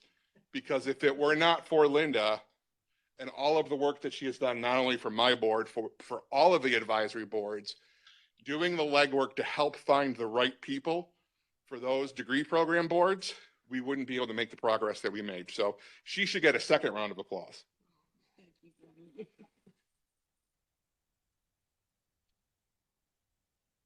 So the third connection that I chose was Glenora Wine Cellars, and Emily Doy, who is a graduate of the viticulture program, is an assistant winemaker there.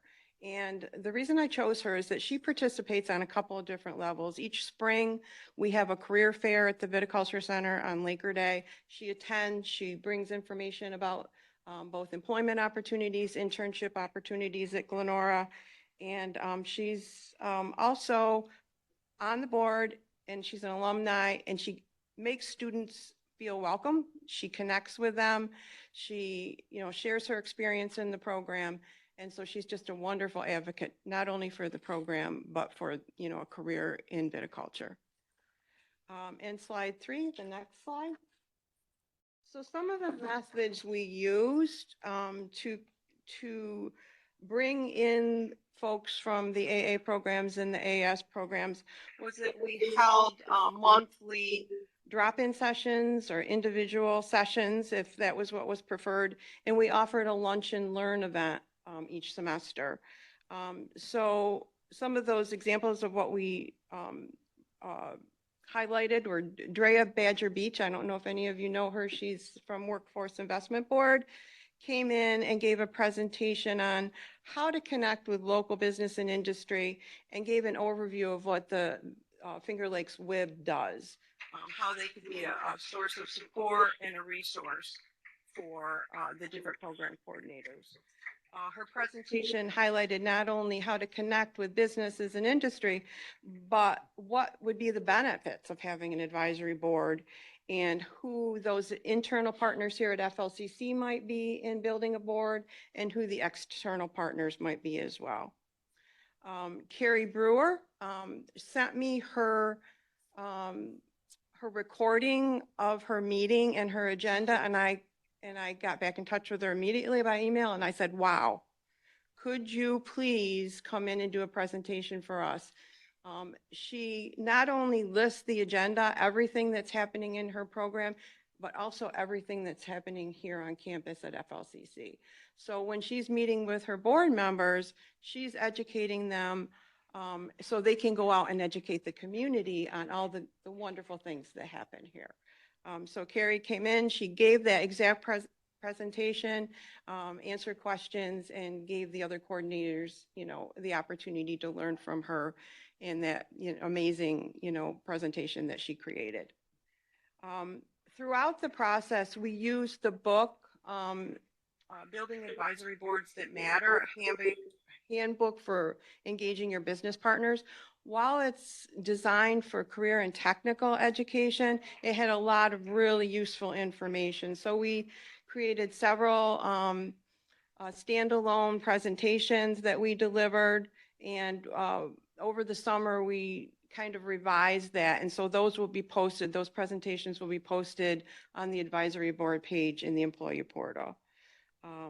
So most recently, we offered a save the date. We had kind of gotten through the process where we were educating the program coordinators and offered a save the date where they could sit with us and we would work with them to get their event on the calendar and go through all the steps of the invitation process and, from step one to getting folks right here on campus or to a WebEx meeting. So, you know, we offered every opportunity we could to be a resource and a support to those boards in the process. And then the next slide, please. So we reached out to a couple coordinators, Gina, who I've worked with for several semesters, and I'll just read her comments in her testimonial. It says, our advisory board directly contributes to our class offerings and course structures. Having a Cornell professor of viticulture and enology department on our board keeps us aligned with their mission and requirements, and having industry members on the board keeps our program outcomes in line with their priorities and needs. So she has winemakers from throughout the region that sit on her board, bring expertise and knowledge, you know, from years and years of being in that industry. And then Jess Brinza recently created a board along with Melissa Miller. So I'll read her testimonial. Our advisory board directly contributes to our class offerings and course structure. No, that's the wrong one. Or is the other one? Next slide. I'm sorry. Honestly, for me, our connection with Wendy at SUNY Upstate and Erin Willamy at Thompson has been the best with our advisory board. She's helped with prerequisites and personally helping our students, and Erin has also contributed to our students with employment opportunities at FF Thompson. So these are usually direct links, not only to internship opportunities, but to employment opportunities as well. And I'm going to let Jeremy give his testimony about his board. And then It's awesome. it is. No, it's been great. We are actually in the process now of using my advisory board. In addition to Ariel, I have an advisory board rep that I went to undergrad with way back in the day. Like Tomas, I was also very smart, but there's some things that I just can't do and modest by myself. So we are actually looking at adding an accredited program for the National Board of Health and Wellness Coaches. And the minimum requirement for students to earn that is an associate's degree along with certain clinical hours. So once we officially have the new learning framework passed, the advisory board will dive in, look at where we can make changes to the curriculum, how we can figure out if we need to add certain courses or adjust certain courses to get those hours in so we can add another credential for our students when they walk out our doors. So it has been a great experience. We've updated stuff in the lab with our partnership with St. John Fisher. We're having a meeting with Fisher, and RIT now has a program looking at creating articulation agreements because I have an alumni that's going to go to RIT. So they're spectacular, and I wish I would have done it sooner to get them started. So really valuable tool for us. Thank you. That concludes our presentation. Do you have any questions? Anyone have a question?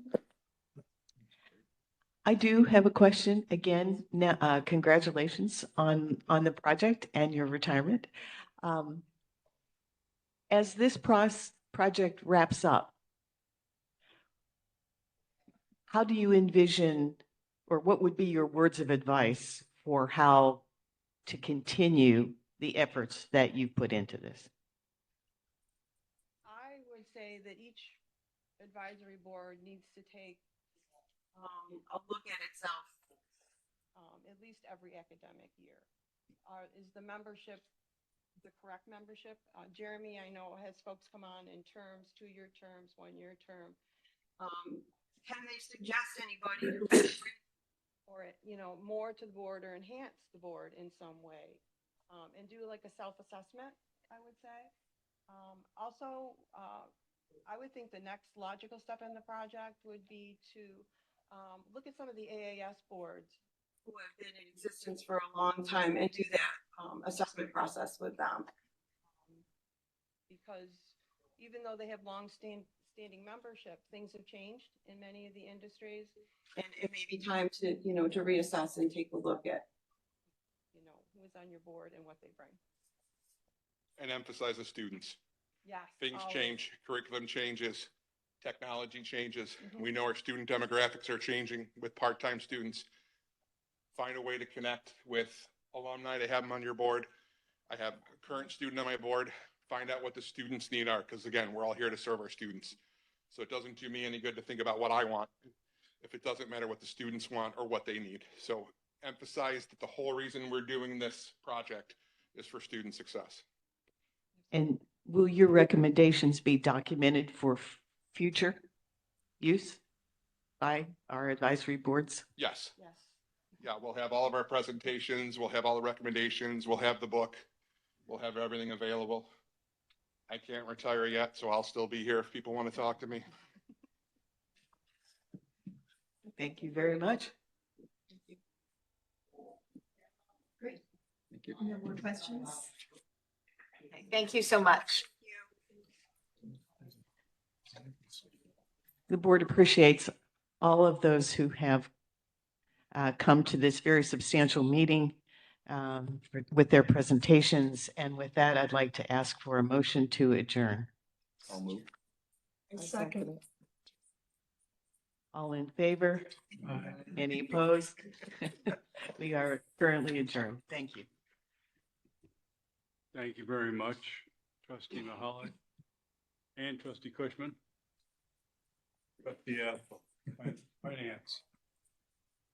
Thank you. I'll call the Finance and Facilities Committee meeting to order. First order of business is the review of the April minutes. Were there any comments or questions about that?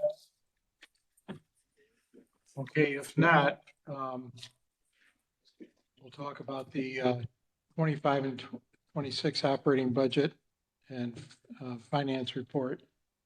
And Jason's getting his slides up.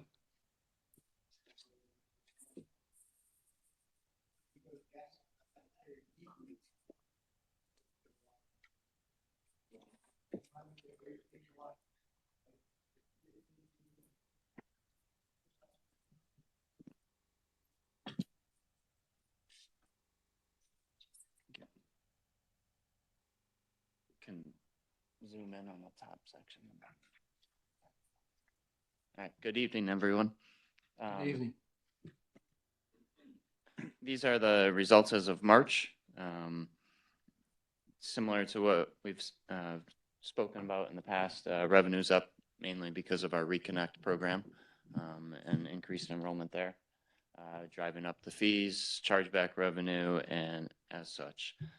Miscellaneous revenue continues to be up as well. Interest income still earning about 3.5% to 3.6% interest on our idle cash. So that will continue to drive revenue up as in our miscellaneous revenue. There's also other course fee revenue that does sit down there as well. So that also with an increase in enrollment does drive that number up. As far as expenses, we are on track with our budget. Utilities is running higher than expected, mainly because of our increased utility costs. But we should have enough in our budget there to manage the increased utility cost. So. Any questions? If not, we'll talk about the 26-27 budget. Sure.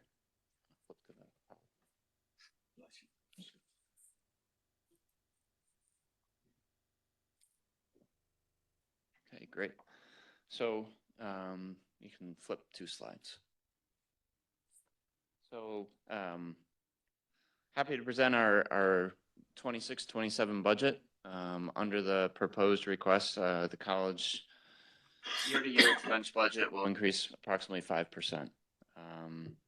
Mainly that increase is associated with contractual salary wage expenses, looking at $1.3 million. We did add 5 new positions to next year's budget.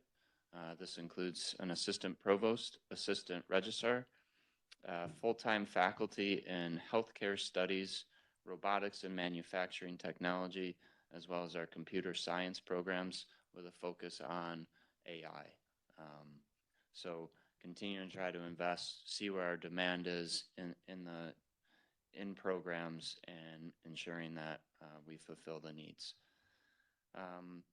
Other increases in our benefit expenses, healthcare benefits continue to increase substantially. We had a renewal starting on July 1st, which saw an overall increase of 12.5% in our healthcare medical premiums. So also associated in benefits is our taxes and employer taxes. So that will also rise as salaries rise. Those are all contractually related. Contractual and supply expense, mainly driven by increase in utilities. About an overall increase, about 100,000 we're projecting in our increase in utility costs year over year. Don't see those costs coming down, so we keep building that cost.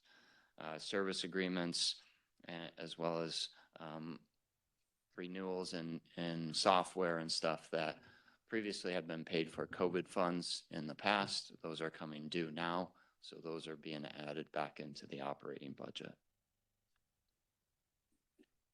Next slide, please.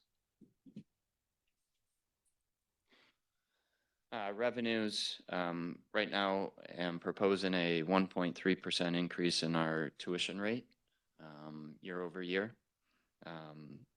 This will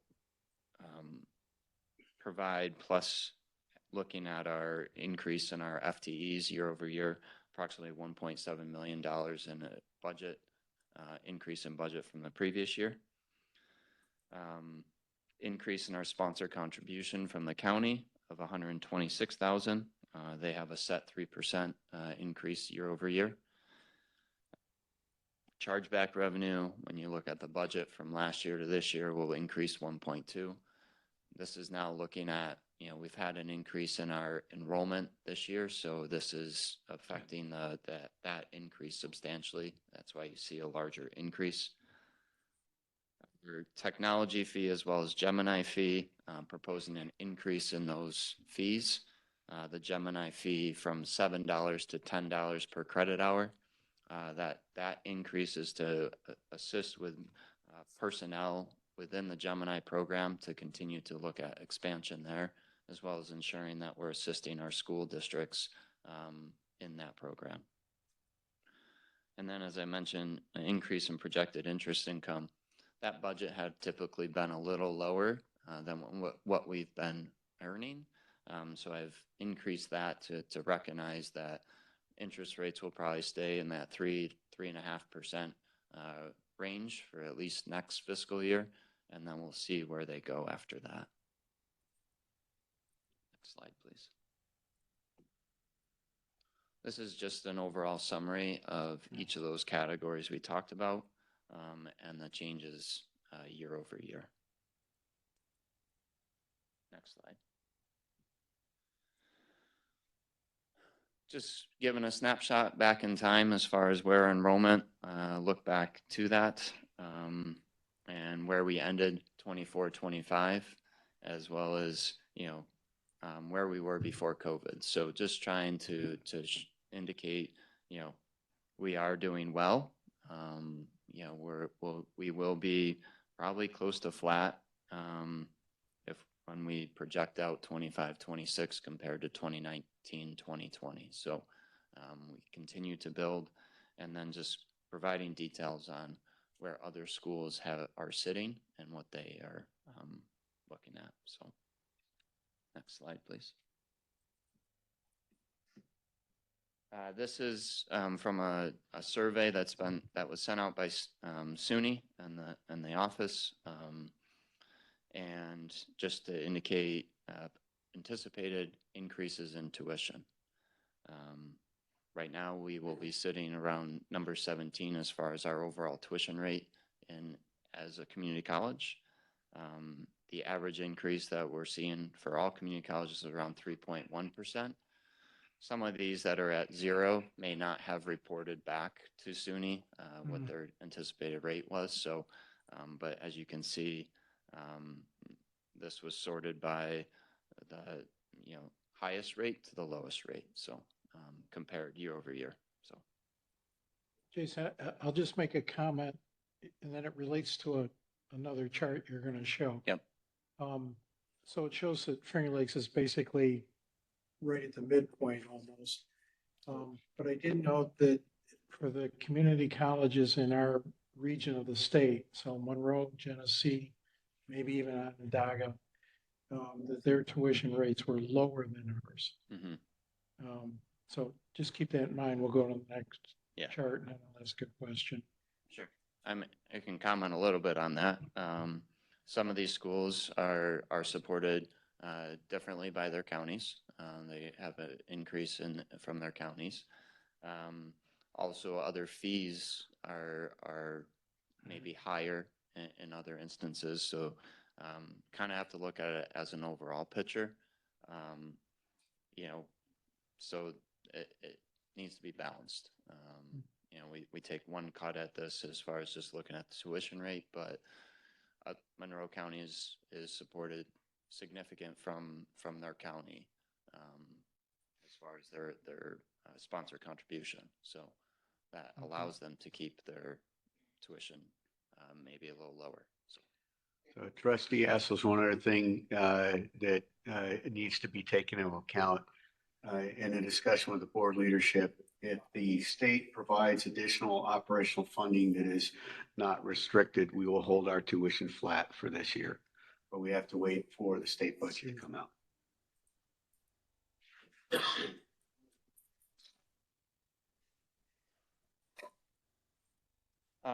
With the increase in expenses and also looking at the revenues, anticipated revenues, our operating chargeback rate would increase approximately $70 per FTE.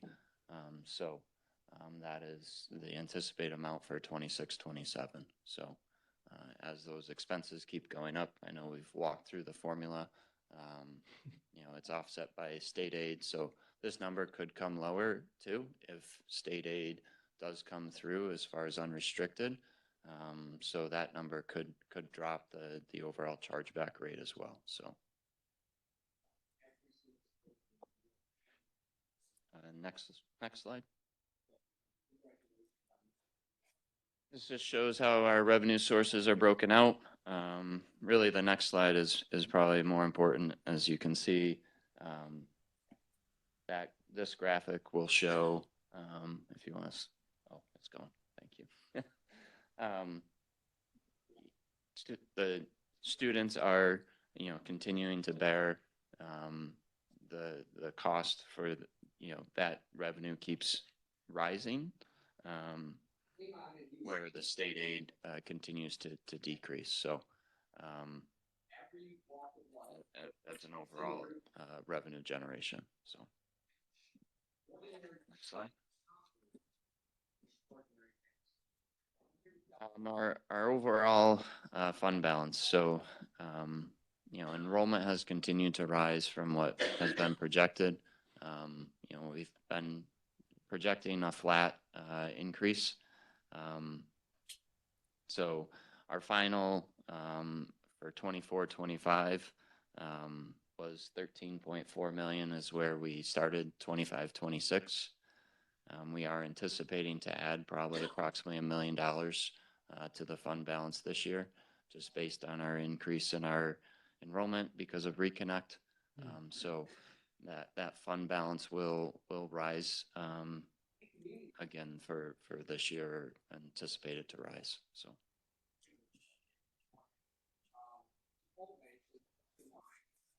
operating expenses, as I've mentioned in previous budget sessions, personnel, employee benefits is where the majority of our expenses are. Makes up about 75% of our overall budget. Equipment, contractual expenses make up the remaining amount. So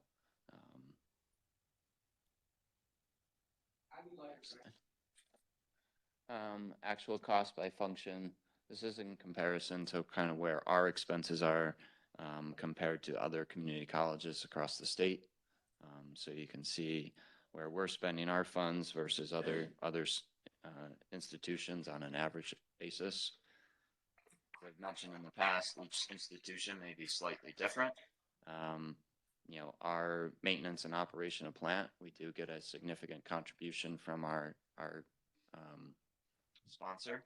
in the county, close to $1 million, where other institutions may not receive that. So have to balance that for each community college.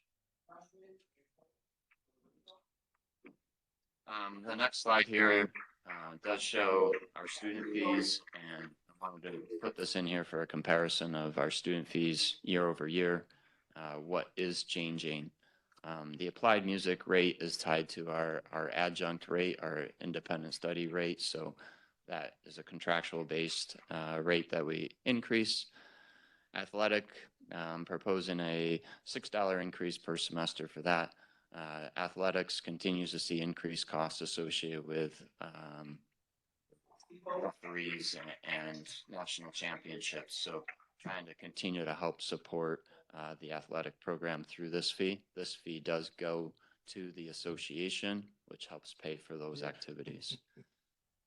The Gemini fee, as I mentioned, taking that from $7 per credit hour to $10 per credit hour to help assist with the software enhancements we've made in the past, as well as in our bringing on personnel to help support that program, as well as our distance learning technology program that we're looking to continue to implement. Specialized course laboratory fee, the maximum increase in that to $320. We continue to see increase in costs for supplies and materials for these courses.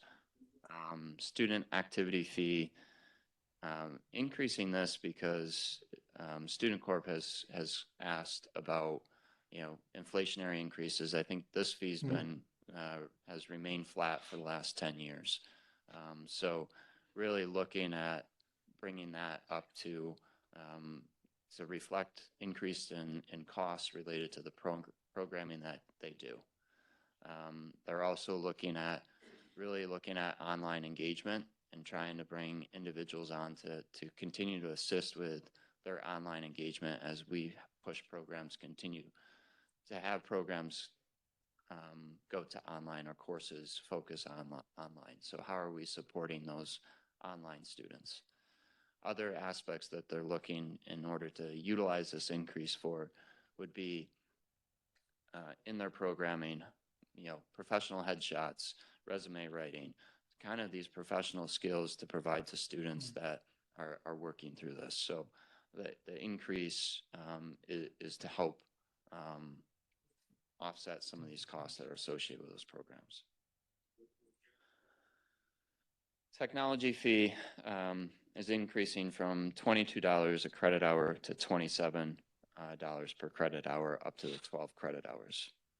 As you'll see in the next line below, the online services fee, we're removing the online services fee. The technology fee and the online services fee are similar and one and the same. So really looking at balancing that and looking at a overall technology fee to help offset the removal of the online services fee. So that's why that tech fee is increasing up to the $5. So any questions on the fees? Okay. The budget projection for the next 3 years. As you'll see, anticipated use of fund balance is $2.7 million for 26-27, and then a continued use of fund balance into the future. Some of this is managed because our salaries are budgeted at full salaries. We continue to see some savings from vacancies and benefits from those vacancies. So there is some savings that are built in. We also project flat enrollment increases, knowing that there's the potential for additional students. Reconnect is still a new program, so we're still trying to feel out the effects of where that goes and how that looks. Take a conservative approach looking at a flat enrollment increase to help ensure that, our revenues are appropriate for the expenses. The next three slides just kind of show operating budget by division. That was in your packet.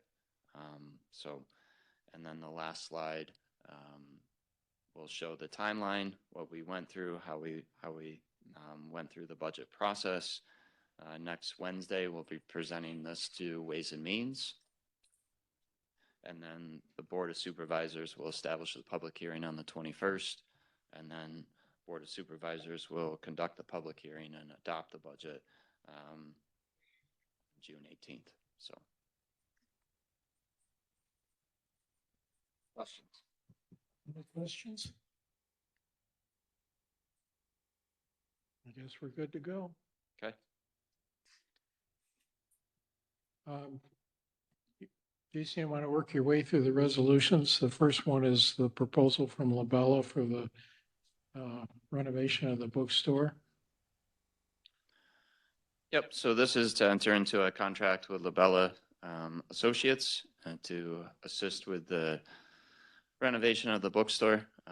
We've made the decision or association made the decision to move to eCampus, which is a virtual bookstore or electronic bookstore that will be solely online. So that bookstore space, looking to remodel that, make the bookstore or spirit store, which is what it will be now, a smaller space. So condensing that space to the front end, and then looking at renovating the back end of the bookstore, potentially looking right now to have disability services potentially move into that back end of the bookstore. So taking the time to come up with plans to draw that out.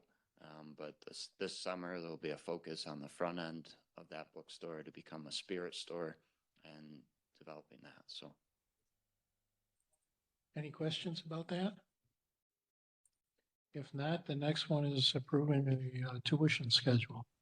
Yep, the tuition schedule shows the 1.3% increase. And if we need to modify that at the next meeting, hopefully the state budget will be passed by then. So. Okay, any questions about that? If not, the student services fee schedule. Student services fee schedule represents the changes that were in the packet.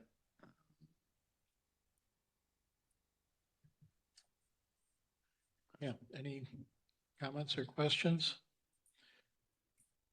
Okay, and then the adoption of the 26-27 operating budget. Yep, this represents overall expense budget of $56,037,697 with a sponsor contribution in the amount of $4,328,275. Okay. Any comments, questions? If not, we have the informational items there.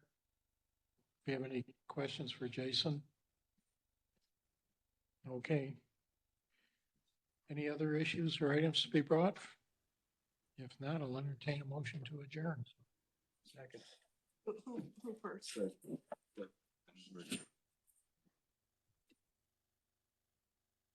Thank you, Trustee Ethel. I'd like to call the May 6, 2026 meeting to order. Is there anyone on the line?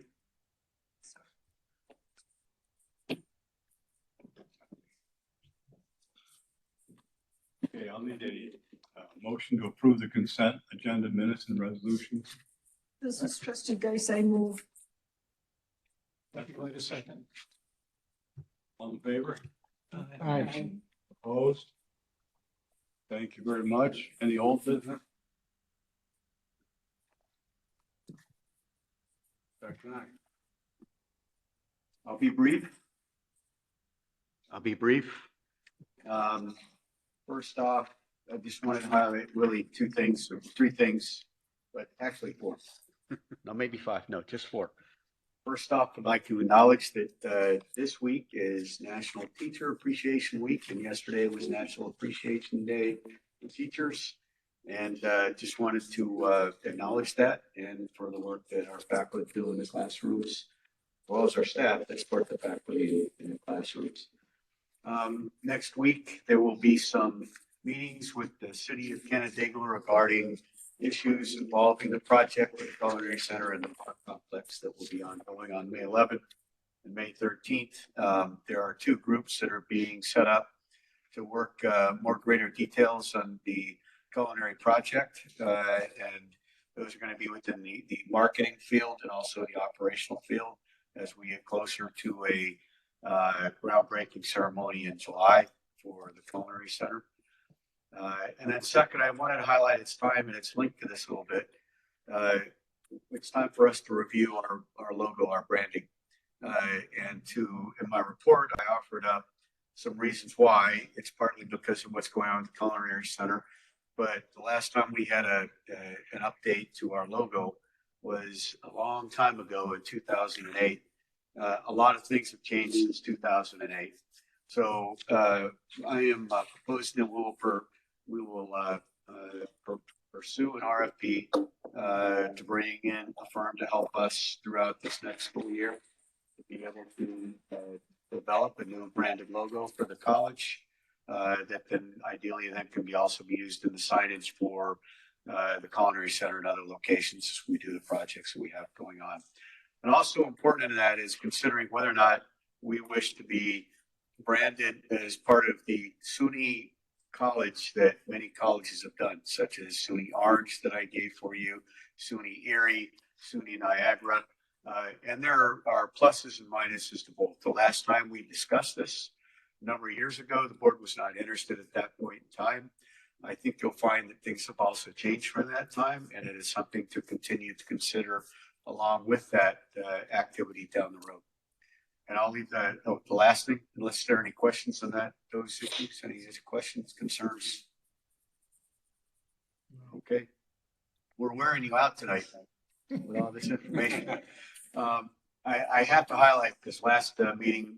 I highlighted the number of activities that this college facilities utilizes. And it didn't include the athletics.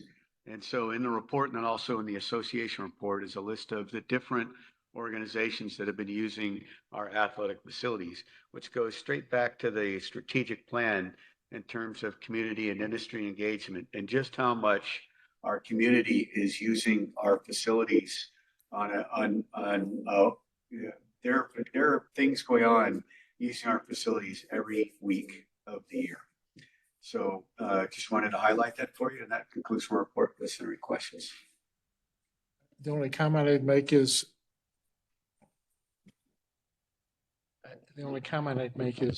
as I think you did previously, with a list of all those athletic events that take place here, just make sure the Board of Supervisors sees that. Got it. We'll include that as something when we give the Ways and Means report coming up.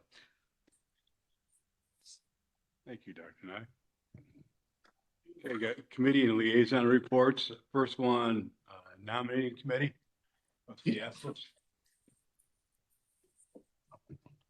Yes, thank you, Chairman.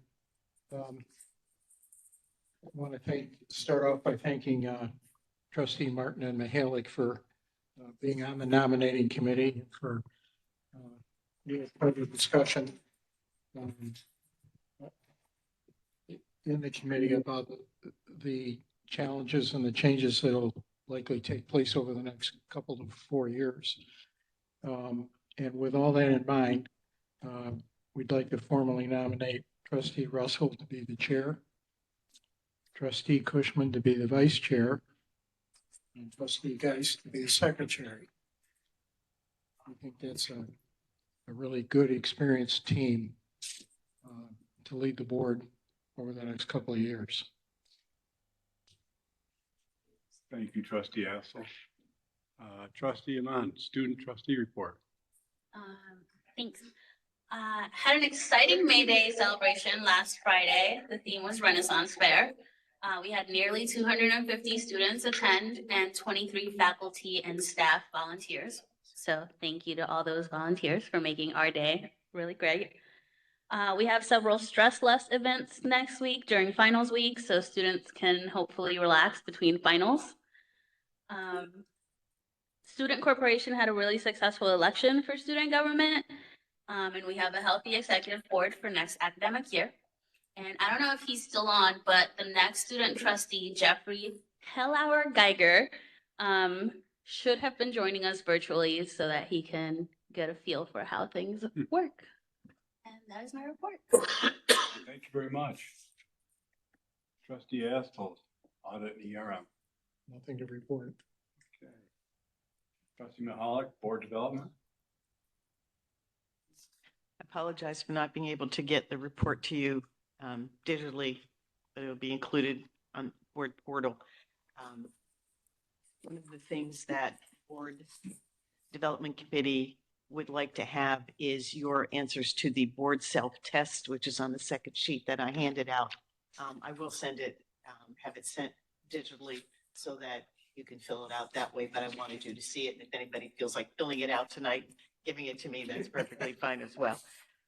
This is a prelude to being able to determine what our coaching needs would be to proceed with the process that the board has requested that we implement for codifying and clarifying our board expectations and policies, and that we've given ourselves a year to complete. So it would be great if you could get these back to me by the June meeting. And also I wanted to thank Trustee Russell and Trustee Geis for volunteering to assist him in developing an AI tool that will help us to determine what our current status is and help us further understand what it is we're going to request when we send a proposal to the coaching group, the governance coach. And if anybody has any questions, please let me know.